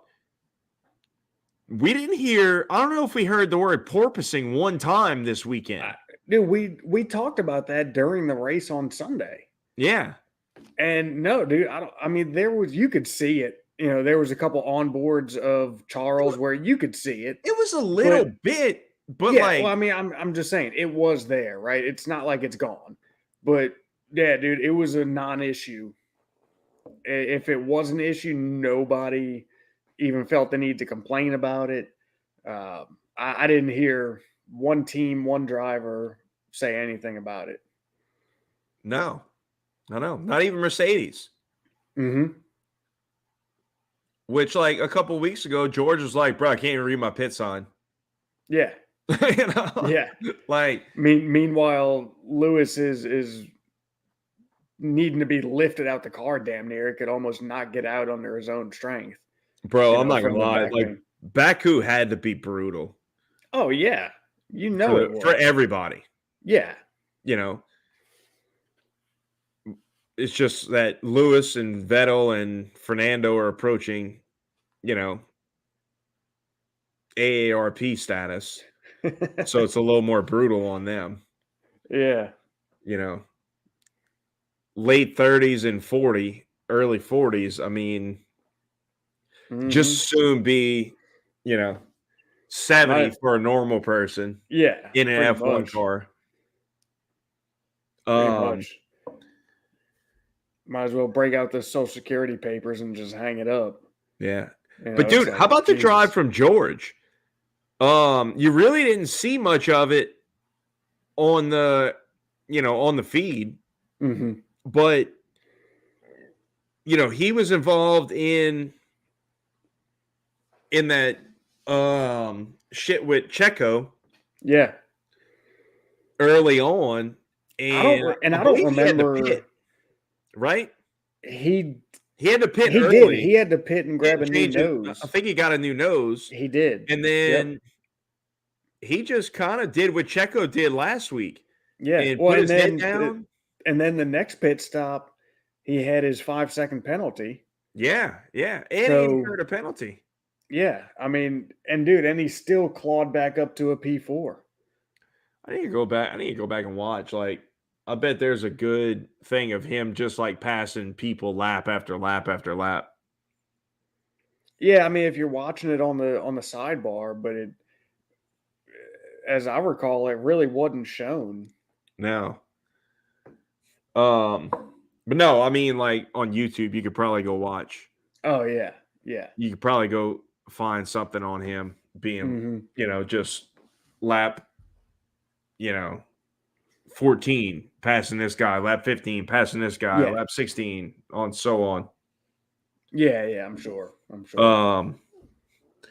But all right, let's get it moving here. Yeah, let's get into Alpine. Ocon, man, we got to come up, bro, a silent killer. Dude, he's been on it, man. Like he doesn't make any noise. He's been keeping his nose head down. I think, bro, that Alpine is like, it's fast enough to where it's kind of clear of everybody else. Besides, behind the Merc. Mm-hmm. Every now and then they can mix it up with the Merc. I think Fernando can mix it up with the Merc, but he's been having such shit luck. Yeah. I mean, dude, Fernando was mixing it up. Dude, let me tell you something. That 5-way battle there. Oh my God. Was that Alonso was in? What was that? That was Magnussen, Alonso, Joe, Mick, and Norris. Oh man. Yeah, and Lando. Yep. Because dude, Alonso was hounding Joe for a while and was kind of struggling actually. Like Joe was doing a good job. And then it went from a 2-car battle with them two to freaking 5 of them. And that was insane, man. Like when that happened, I'm pretty sure like I jumped up out of my seat and was like, holy shit, this is about to be awesome. You got five of them going into turn 1, 3 wide. It was awesome. I loved it. Every second. That was insane. Yeah. Yes, that was Ron. insane. Absolutely, he is earning that paycheck. Yeah, dude. When all of a sudden, like the commentators started, you know, really jumping on it, and they showed this shot, and it kind of went from like a side angle to a head-on angle, hmm and it was like, oh my god, like they might go 5 wide Yeah, there through was one turn point 3. it looked like that was going to happen. Yeah. And it was just it was insane, man. Like it legit looked like karting. hmm Maybe not even karting. Maybe like God, I don't even know what. Like that was incredible. It was, And we need more of that. and every one of them came out clean. Nobody touched. That was, I think there was a little bump with, The lead two were Norris and Magnussen. I want to say, man, it might have been like Joe and Lando or something. Because Joe got kind of shuffled back to like the back of that 5-pack, but I think he kind of started at towards the front of it. I don't know. I might need to go back and watch that. I think there was a little bump. It was a no harm, no foul. Like it didn't really affect anything. If anybody touched, it was nothing. Yeah, dude, it was so minimal. Like it played no role in anybody gaining or losing a spot. I don't think. Yeah. As far as I'm concerned, that whole little battle can be called clean. Oh, no doubt. No doubt. Man, that was freaking awesome though. Yeah. But look, Alonso, I was impressed with Joe. I mean, when you've got, I know I'm kind of jumping down the order here a little bit, but when you've got Alonso breathing down your neck, dude, and you're a rookie. Yeah, you're a rookie, and you've got Alonso behind you. Like that's pressure cooker, man. Like it changes a little bit. And man, I thought he did fantastic. And we've talked about this before, dude. Joe has been outstanding in his rookie year. I agree, dude. Absolutely outstanding. I agree. He's been awesome. Yeah. I'm excited to see the future of this kid. Mm-hmm. Because he has been outstanding. And man, look, if anybody's made their case and maybe raised some eyebrows to these big teams for the future, I mean, who more than him? Yeah. Oh, for sure. When Absolutely. You're talking about just like pure potential, bro, I mean, he's done an absolutely phenomenal job. Yeah. In a car that has been very hit or miss. Mm-hmm. He's doing it, man. He's doing a great job. The pace clearly isn't there. The sustainable pace is not there. Right. But he finds himself in these good positions, and he does a damn good job to hang on to them and make what he can out of them. Yeah.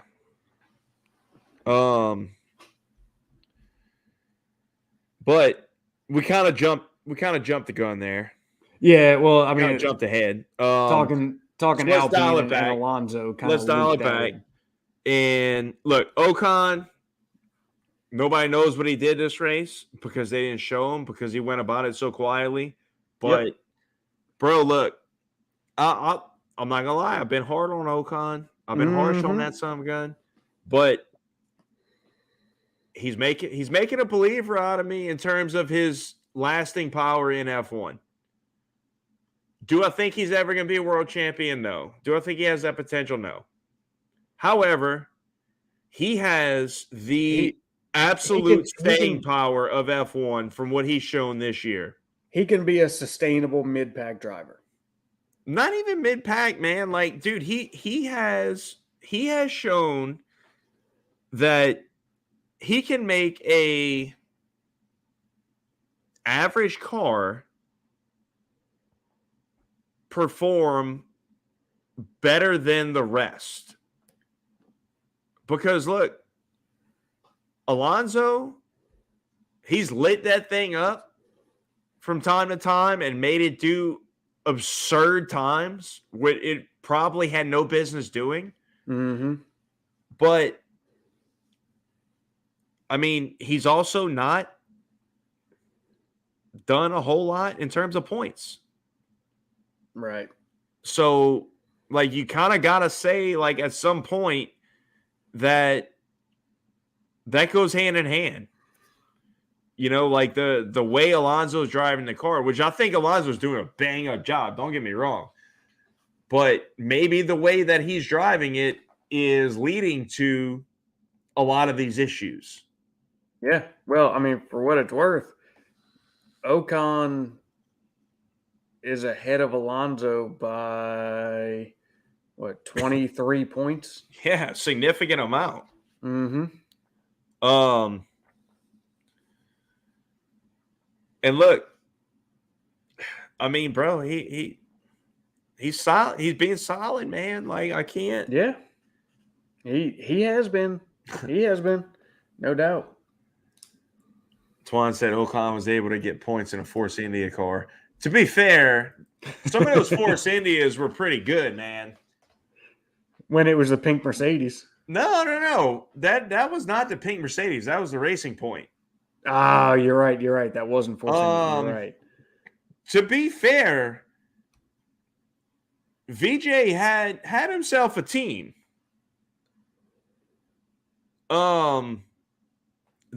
They kind of made a reputation of getting kind of absurd results with no resources.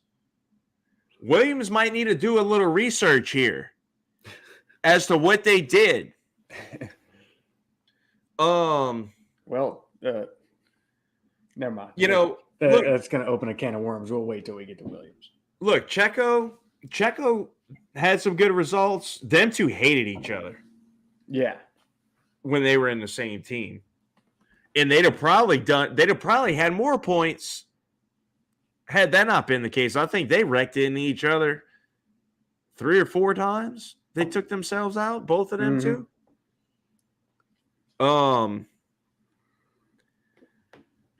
But you're right. I mean, Ocon did get some. He had some good drives in those Force Indias, but that was a sneaky good team, man. That was a sneaky good team. People don't give the credit now because of, I guess, the way things went down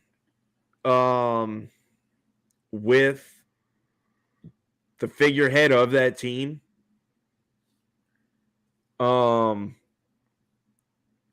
man, they were stout. Like, they were like that team. They were like always that dark horse team that you had to watch out for.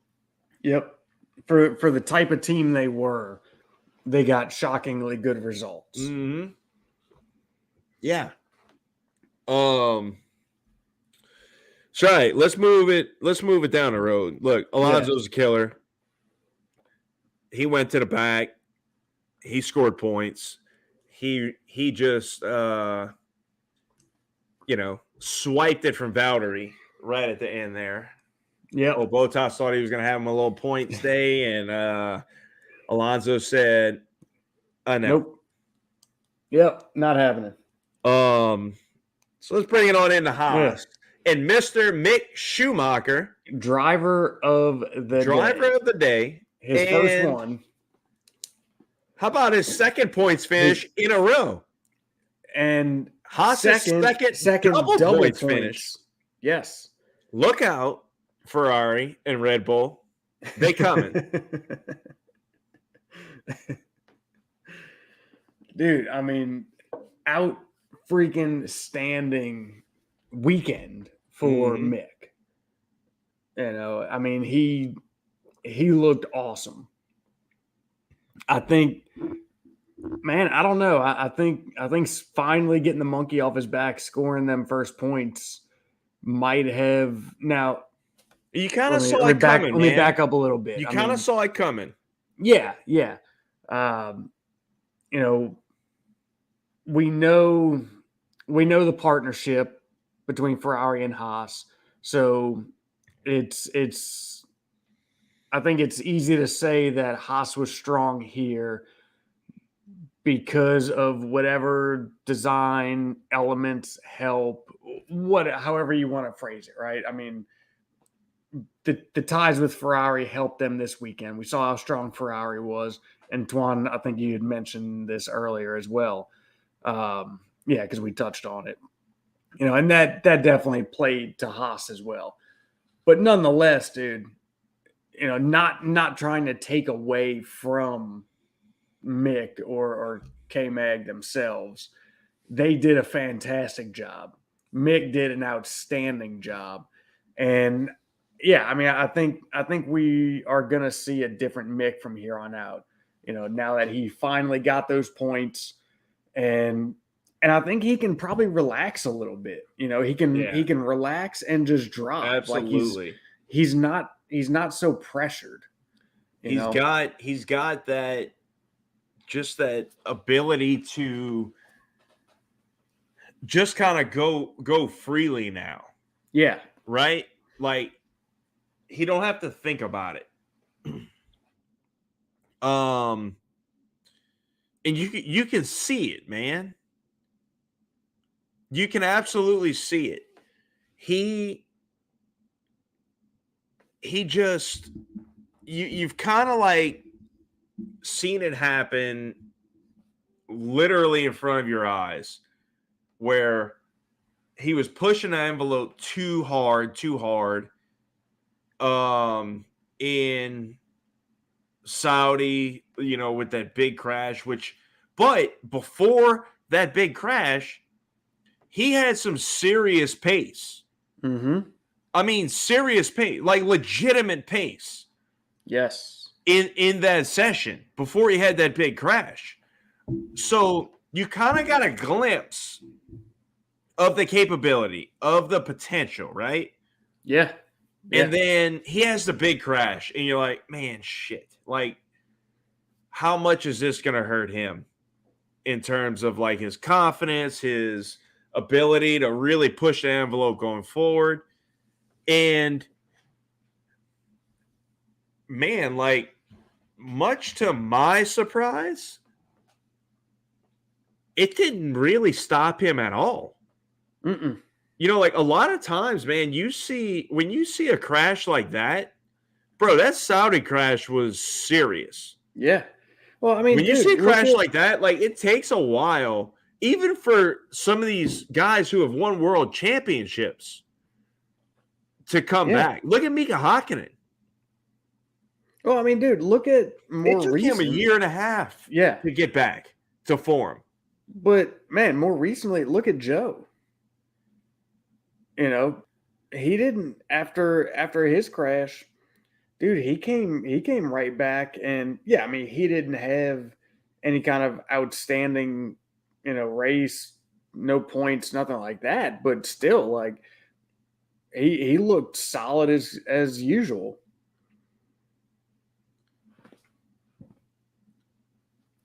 Yeah, I agree. And Tuan, I think Mick changed in Montreal when he qualified in the top 10. He didn't finish the race, but that gave him some confidence. No doubt. And look, he was in 7th place when the car crapped out on him. And he was holding it. Like it felt solid. That was a point. That was his first points finish had the car held up. Yeah. Maybe it wouldn't have been 7th. It might have been 8th or 9th. But I don't know, man. He just that was the race where he just looked solid, right?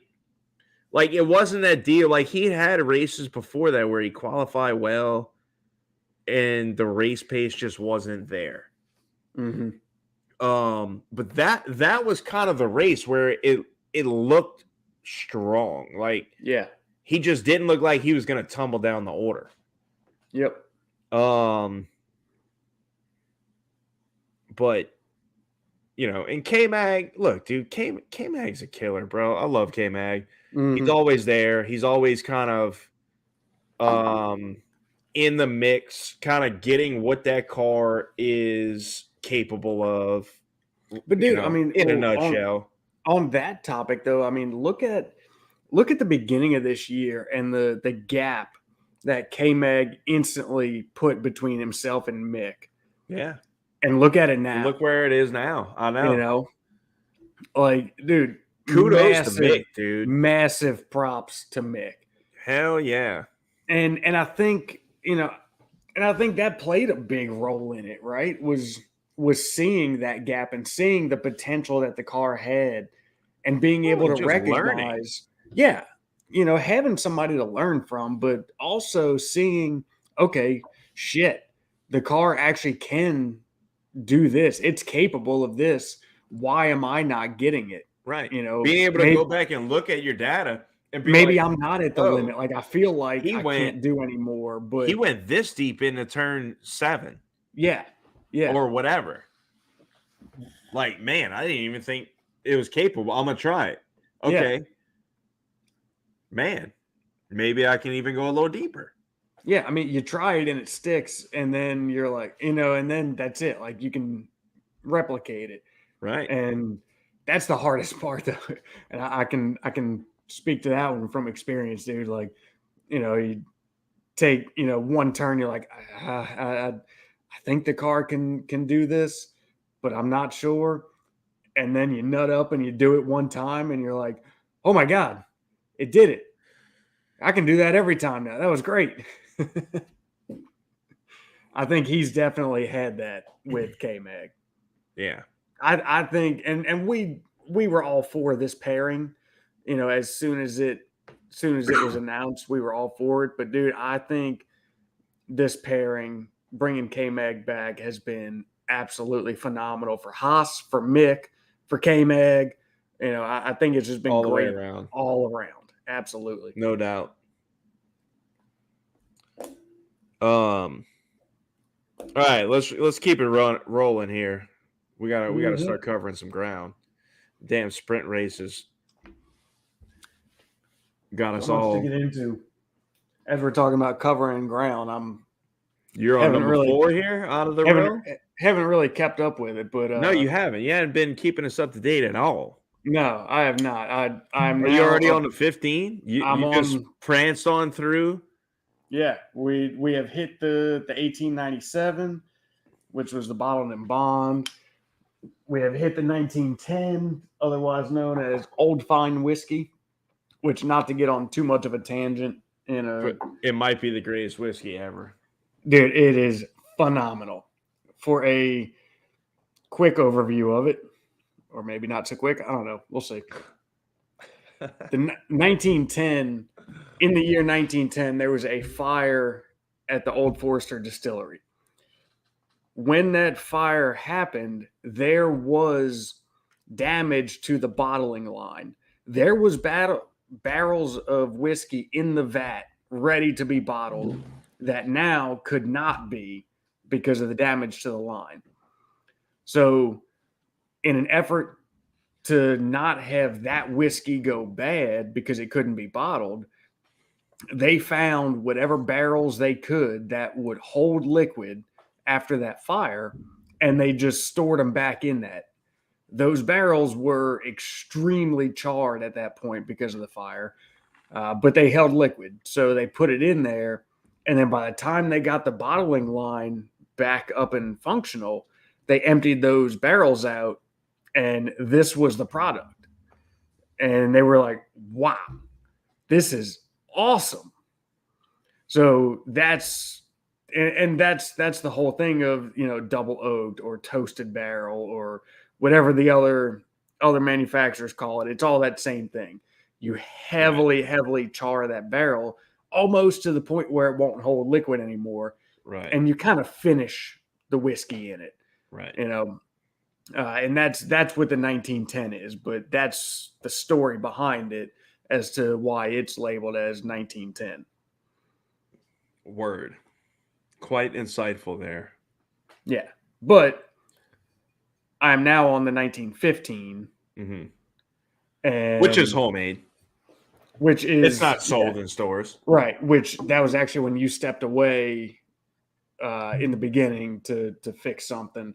Yeah, the 1915 is a 50-50 blend that is homemade, home mixed.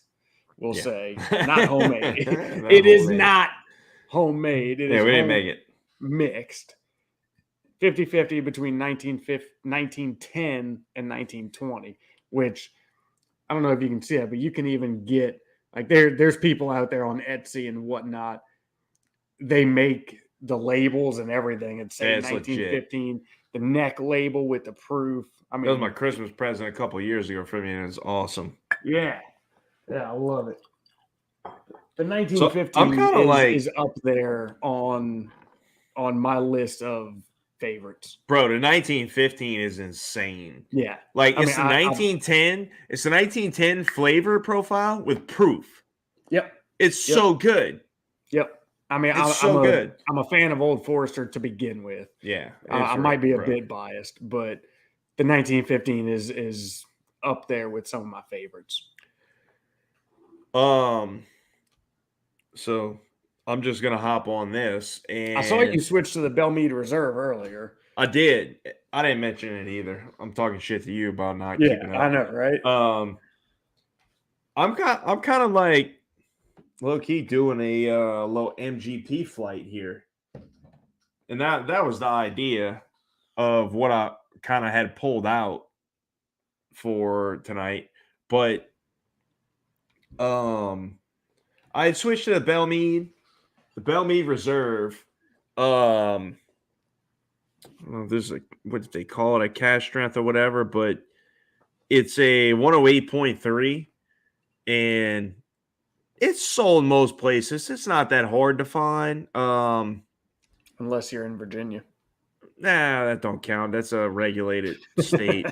But any state with like that has like normal means of whiskey purchasing, it shouldn't be that hard to find.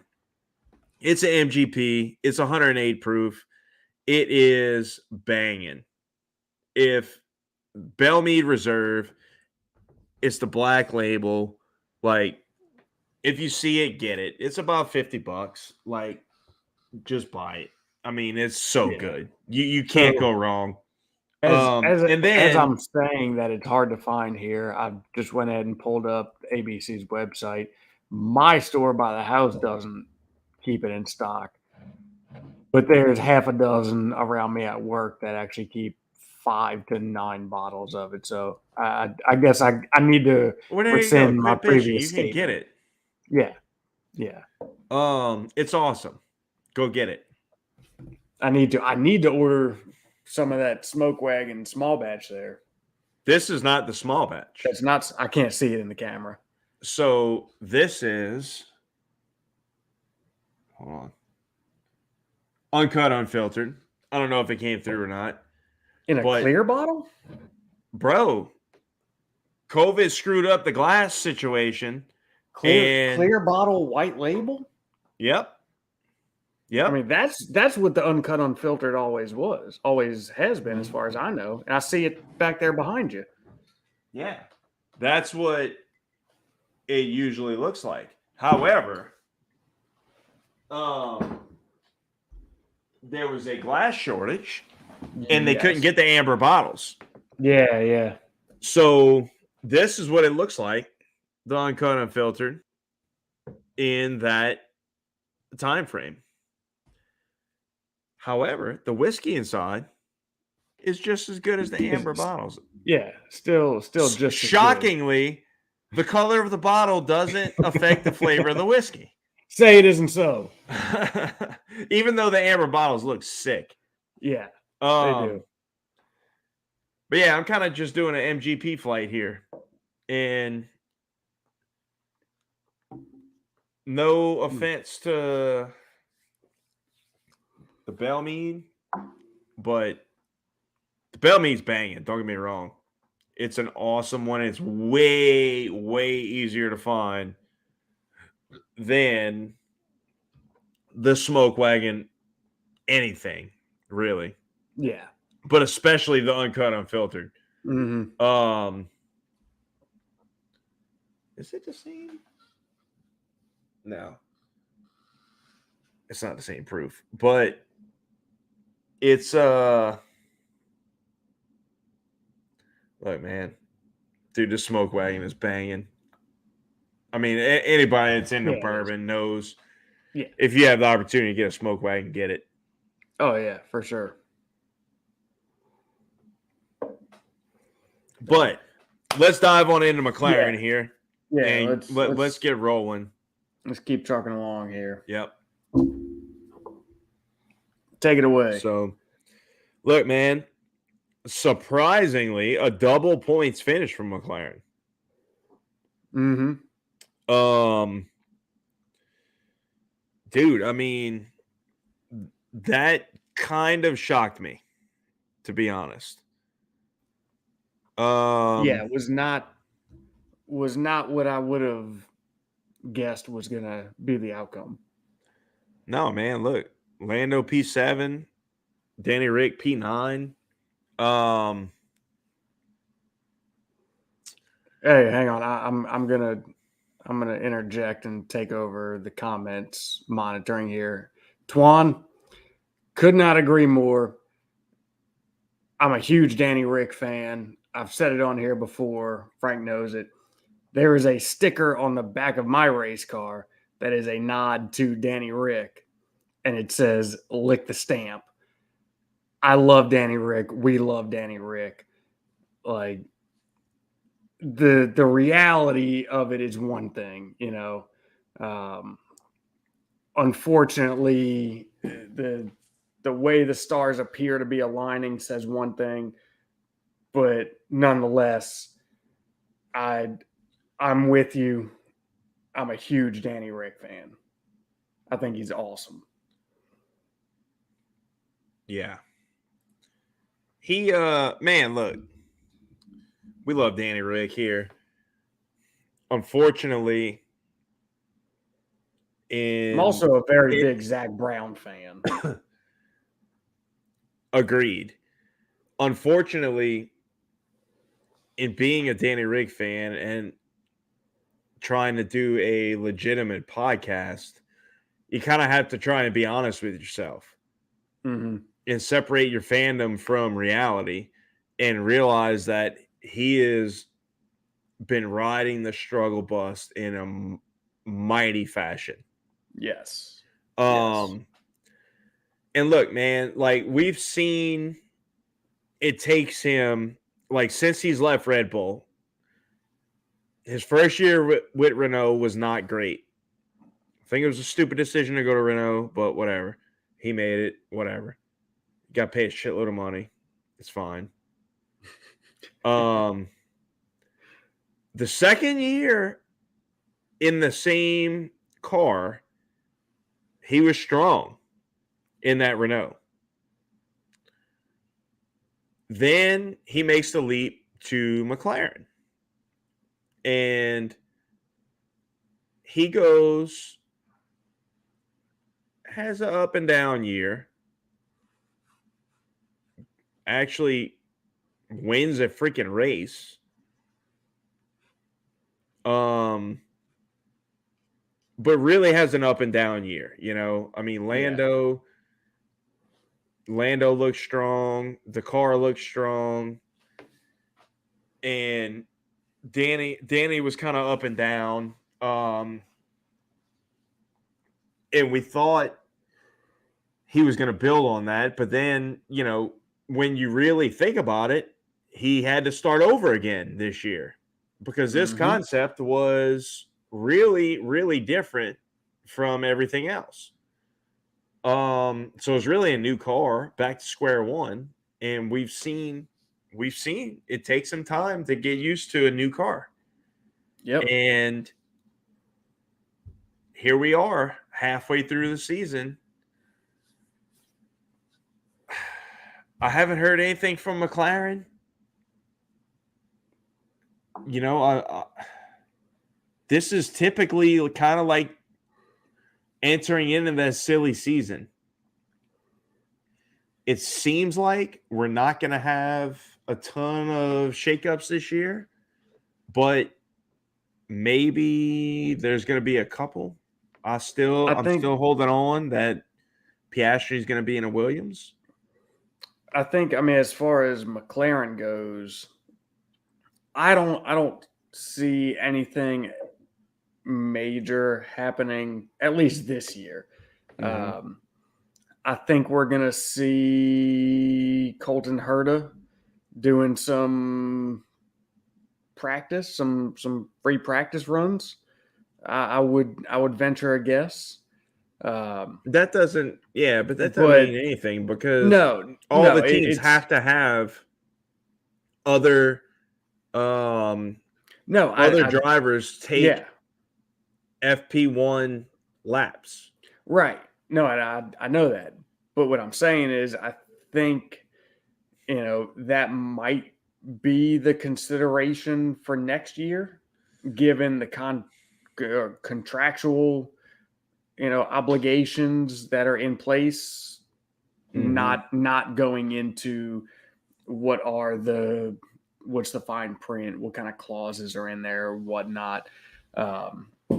But yeah, I mean, I don't think anything crazy is going to happen. But like you said, looking at the reality of it, I mean, yeah, he did finish in the points. Yeah. But, he was outperformed by his teammate again. Although there was a couple races where he was finishing better than Lando. But yeah, just in general, it just hasn't been jiving him in the car, and it's obvious. And look, I mean, this car seems to be a freaking enigma. Like there's no rhyme or reason as to why and when it's gonna be good or where it's gonna be weak. Mm-hmm. It doesn't have, like, they have serious problems. I don't know what they are. That's, I don't know. I don't know if McLaren knows what they are, to be honest,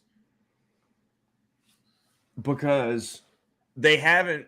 It doesn't seem like they've really honed it in. Yeah, it's kind of just like some tracks are good, some tracks are shit. Yep. You know, I mean, there hasn't been like a clear advancement with the car. Like, look, I mean, you've seen Mercedes take these leaps and kind of dial their shit in and be like, you get to certain tracks and like Silverstone or Barcelona, and they are strong on these high speed or fast corner, high speed corner tracks. Yeah. And dude, like McLaren, we have no freaking clue. We have no clue. Twan, like, you're right. Like, they should be comfortably fourth. And to be honest, like, as a Danny Rick fan, if he was on the level of Lando, they would be way out ahead in fourth.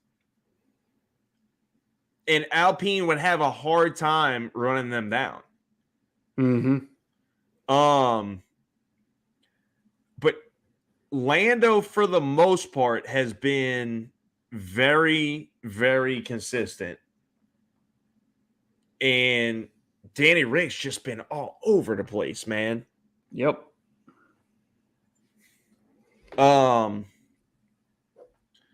Let's keep going here. Yeah.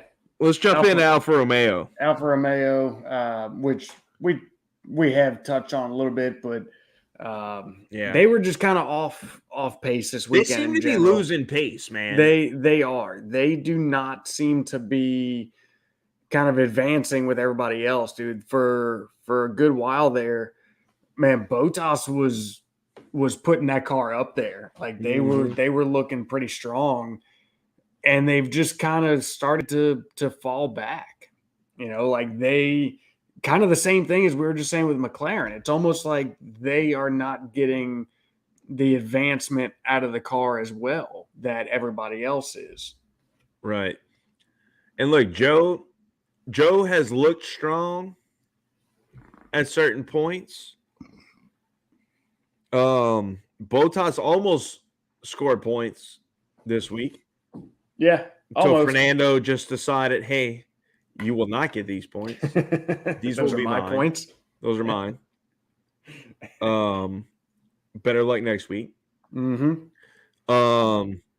But yeah, all in all, man, like they seem to be Alfa Romeo seems to be kind of losing that race pace. Yeah. And not only that, and qualifying pace. Like Valerie kind of kept his run of Q3s going a significant way through the season this year. And then kind of hit a wall, and that was it. Yep. But I mean, what should be the expectations from them? Well, I mean, I think truthfully, over the years, Sauber has been one of those teams that you kind of expect more from them than probably what you should. Well, I mean, just basing off of how they started the season, the natural expectation is that they will advance and develop the car at hopefully at the same rate as everybody else is and kind of maintain that position that they came out the gate with. Yeah. And they haven't. No, they have not. They have not. But we'll see. I think they're supposed to have some upgrades coming soon. I'm not 100% sure on when they're going to hit, but they should be coming soon. So we'll see. Yeah. We'll see what happens. All right, let's move on. Williams. Albon was stronger than Latifi with the new package. Yep. Latifi's not good. Albon is, I kind of put him in the same category as Ocon. Like he's just been steady. He has. He's been steadily delivering with the car. He's kind of been quiet. Kind of getting what maybe it's worth. Yeah. Maybe it's not. Maybe he's punching above his weight a little bit. Maybe he's just taking advantage of some other people, more DNFs than we're used to seeing in these eras. Well, I mean, look, but Albon is kind of like what we were saying with Ocon. Like we've given him a lot of flack. We spent a lot of time previously talking about Albon doing Albon things, right? Yeah. He does do a lot of dumb shit, but he does. He seems to have corrected that. As of lately, he's been keeping his nose clean, more or less. I think, and just kind of plugging away where he can. I wanted to say something that I don't know how it come across, but let it rip there, Tater Chip. Man, like Albon, I don't think his talent really translated to where he was in that Red Bull, to where he was just outclassed. He was outmatched. He was always in above his head. Oh, 100%. And that's kind of what, like, that's just the issues that you saw. like now he's in a car where his talent is outweighing the car. His talent is better than what the car is. So it's looking better. Like it's looking like he's doing, or I mean, it's not looking like he is doing more than what that car is worth. Yeah, no, I 100% agree with that. Like, I think I that is feel a like his completely talent accurate level is statement. right there with Ocon. Yeah, I don't disagree there at all. And Albon to McLaren. There's no freaking way. No way. Nope. If anybody's going to McLaren, I think it's going to be Gasly. He's already signed with AlphaTauri. But it's not going to be this year. Dude, I'm telling you, either Danny Rick is going to be in that seat next year, or if it's not Danny Rick, it's going to be somebody else that is already driving some kind of McLaren. Colton Herta. I'm just saying, like, that is the only way, because why wouldn't, like, if you're Zach Brown, why would you not take Pierre? Unless you have, like, a previous agreement with one of your own drivers.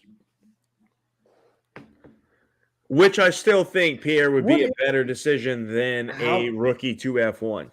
How long of a contract did Bottas sign with Alpha? Bottas ain't going to another top team. There ain't no way. I think it was 2 years. Was it 2? Yeah, I think it was 2. I'm just kind of looking down the list and going, what possibilities could be there? Bro,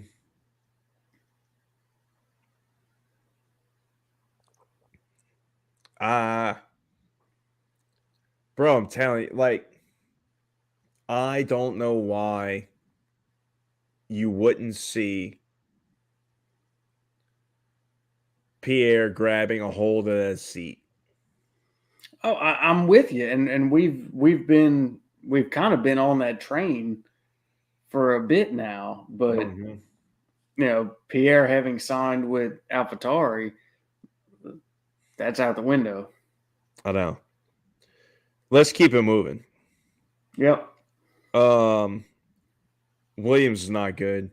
Albon's better than Williams. Latifi sucks. I can't wait for Piastri to be in that seat. Yeah. Sorry, Canada. But it's true. It is what it is. Latifi needs out. Yeah. Aston Martin. Are they the new Williams?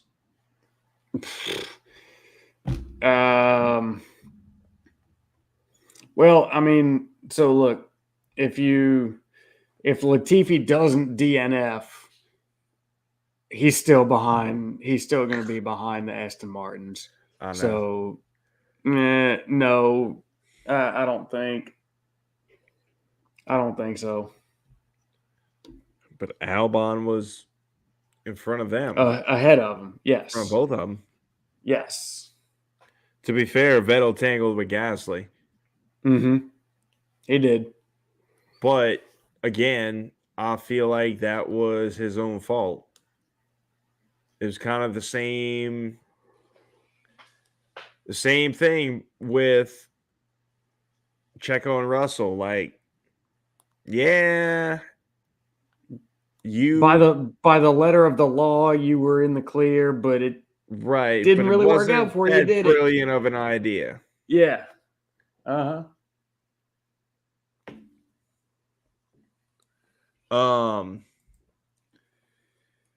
Pullo, man, dude.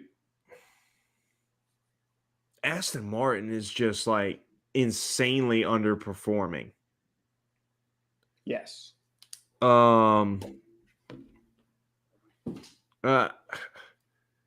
Dude, that's got to be a miserable place to be. I feel like Lawrence Stroll has got to be just absolutely raining hell on everybody right now.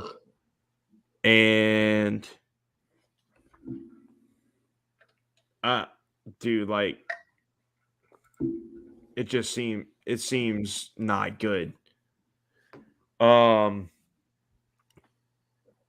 Equally is not good. AlphaTauri, Jesus Christ, Dude, that was bad. That was bad. Man. So what we didn't touch on, but it falls in with AlphaTauri in the sprint race. So I found it just more ironic than anything. Gasly did to Hamilton what Russell did to Gasly in Silverstone to the T. To the T, identically. Like now, granted, a car flipping and barrel rolling didn't result right in it. Thank God. Thank God. But dude, it was to the freaking T. Gasly did exactly what Russell did to him. He did, bro. He just kept creeping over. I want to add a caveat that I'm not saying that as if like it was intentional. The way it played, I think it's just more ironic than anything. The way it played out with who was where between Silverstone with that happening, that middle driver getting pinched, and this week in Austria, I think it's just more ironic than anything. Mm-hmm. But yeah, I mean that was the same thing. Pierre started inching left, Hamilton was in the middle. It was kind of weird watching it, right? Like when I first saw it happening, I'm like, oh shit, not good, not good. Having flashbacks. I know.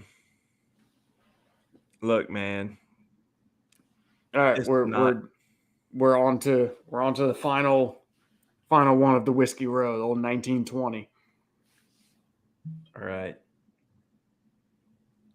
Elaborate on that for a second. I got to take a break here for like 30 seconds. So the Old Forester 1920, known as the Prohibition style. So during Prohibition, there were certain distilleries that were granted federal permission to continue making alcohol, whiskey, for, at the time, was medicinal purposes. Old Forester was one of those that was granted that privilege. And at the time, this whiskey, which is 115 proof, this is what they were making at that time for those purposes. And I mean, it says here right on the bottle, in 1920 during Prohibition, Owsley Brown was granted a limited permit to bottle medicinal whiskey at 117 West Main Street on Louisville's Whiskey Row. Hence why these are all called the Whiskey Row series. The typical barrel proof at that time prior to bottling was 115. So this is essentially a barrel proof. It's a little bit lower than what you would typically see with most of your barrel proofs these days. But nonetheless, it's kept in that tradition, and it's 115 proof. A banger. And as the rest of the Whiskey Row, anything Old Forester, it's awesome. Which could get on a whole nother tangent and rabbit hole of Jackie Zykan leaving Old Forester. But what a shame. But I'm excited for her. I'm excited for her to do her own thing. I'm thrilled for the opportunity that it gave, that it's giving her. I'm deeply saddened at what Old Forester just lost. But I know that's all for another time because we could go on for a while talking about the pros and cons of that. I love some Jackie Zykan, man. She's awesome. Yeah. Turkey Hunter, love it. Always a Keep it plus. up, Jackie. Also, just an absolute. I don't even. She's a unicorn, man. Yeah. Absolutely fantastic Just at a her job. unicorn in the bourbon world. Yep. You know, just breaking ground. You know, making it cool for women to be in those positions Oh, yeah. and doing things better than most people. You know, I mean, the stuff from Old Forester in the time that she's been there is nothing short of outstanding. Mm-hmm. Yep. And especially the things that she's had her hands specifically in. Yeah. Yeah. Just been. Look, to be honest, I haven't had the 117 series or the 150th anniversary. I But haven't either. everything I read about it seems to be like you are killing your job, Jackie. Yeah. Oh, yeah. I agree. Everything I have heard says that, like, especially the 117, right? Because if I'm not mistaken, like, that was her baby. That was hers through and through. And everything I've heard about it was that it is hands down out freaking standing. Yeah. So need to try to find that. But all right. Back to some Formula One, because we could go on forever talking about all that. Let's take a look back at what our predictions were, and well, neither of us had the complete podium, so right? close. But some of us had. We were Some close. of us had. We both. The rest had the top two of the podium, right? That some of us being moi. So you had Max, Charles, Carlos. Yeah. I had Charles, Max, Carlos. Only because of what I picked.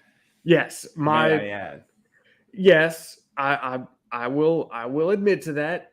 My original pick was going to be Max, Charles, Carlos, but because you picked it, I said, you know what? I'll just go ahead and pick the opposite, and I flipped 1 and 2. And wouldn't you know, I came out on top in our prediction battle there. We should be keeping score here. It's hard, dude. It's hard to score that.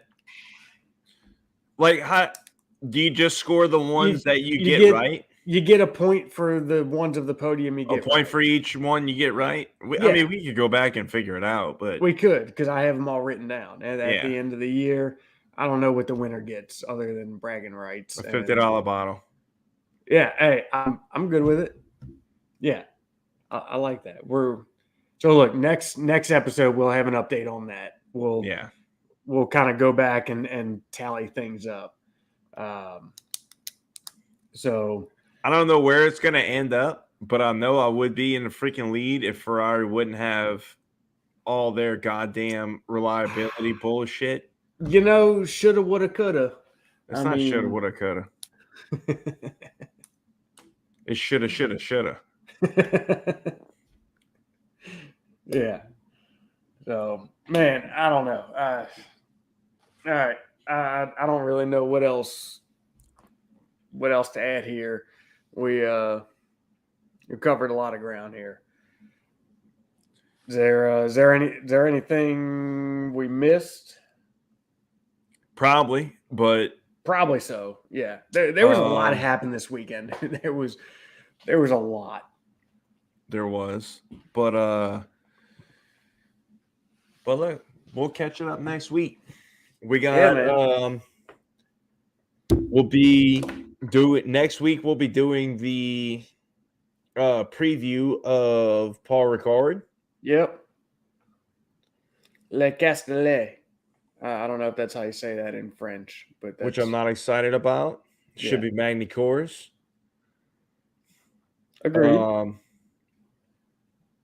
So Yeah. So Paul Ricard, French Grand Prix, July 22nd is Friday when practice starts.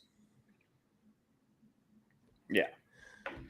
So yeah, next week we'll do the preview to that. So we will leave you this week with a quote from a local of this past race, Mr. Toto Wolff, who said, "You need the right balance between data and gut feeling," which I was looping that into what we actually didn't even touch on was Charles's throttle sticking issue. We actually didn't even get into that. You're right. But that kind of looped into him and the team looking at the data and knowing, okay, it's sticking between this percentage and this percentage roughly. Him knowing that, and then just that gut feeling of what the car is doing and what it's gonna do, and Toto is absolutely right with that quote. It's to be successful as a race car driver, you can pour over all the data you want, but at the end of the day, there's a huge portion of it that comes down to whether you want to call it a gut feeling or that seat of the pants feeling. It takes both of them. It takes both of them. So yeah, I mean, we got treated to quite a delight and quite a showing by Charles, man, of his competence and his abilities. He really put on a little something extra there at the end in dealing with that car. He even said, he was like, man, it was really difficult, and not only just dealing with what the car is doing, dealing with the mental part of that, not knowing, okay, it's sticking at 20% right now. Come the next turn, is it going to stick at 50%? Is it going to stick at 75%? Or zero.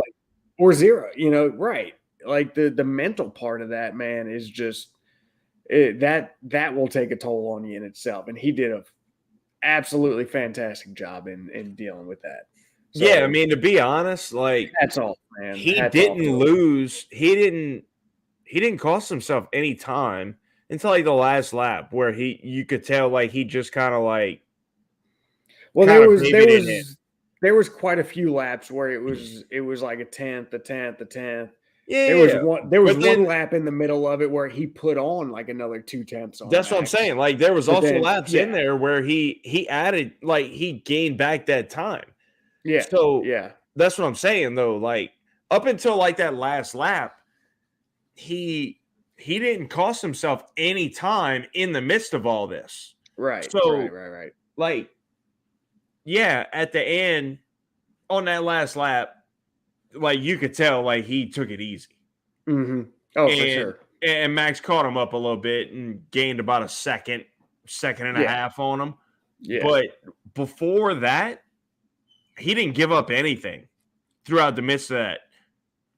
After like maybe like that first initial kind of issue with it. Yep. Like once he figured it out, that gap, like it came down a little bit, right when the problem happened, and then the gap stabilized. More or less, yeah. So For sure. hats off to Charles. Yeah, what man. a freaking savage. Yep. The dude just like at the end of the race, bro, like you see the passion, you see how bad he wants it. You can hear it in his voice. It's awesome.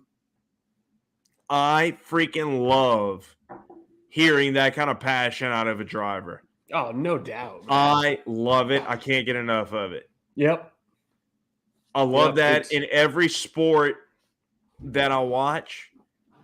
I want to see a dude that just wants it, you know, and you don't so much hear it from Max this year, but you heard it from him last year. He freaking wanted it, dude. When he won, you heard it. Yep. When he didn't win, you heard it. He was pissed. Yeah. And that's what Charles is this year, dude. And I freaking love it. Yep. I love every second of it. Oh, it's great, man. It's absolutely And I want to see Max get that fire back. I don't want to hear Max being like, oh, you know, I'm happy with second because we thought we were going to have third. Yeah. Come on, Max. Yeah. I don't want to hear you be pissed. I don't want to hear y'all Max. Were off the pace today. Yeah, I don't want to hear Max reminding his race engineer, "Hey, make sure you drink something. Don't forget to drink." Like, I want him in the friggin' heat of the moment, man. Like in the battle, in the thick of it. You know, just I want to hear the emotion. Yeah. So, all right.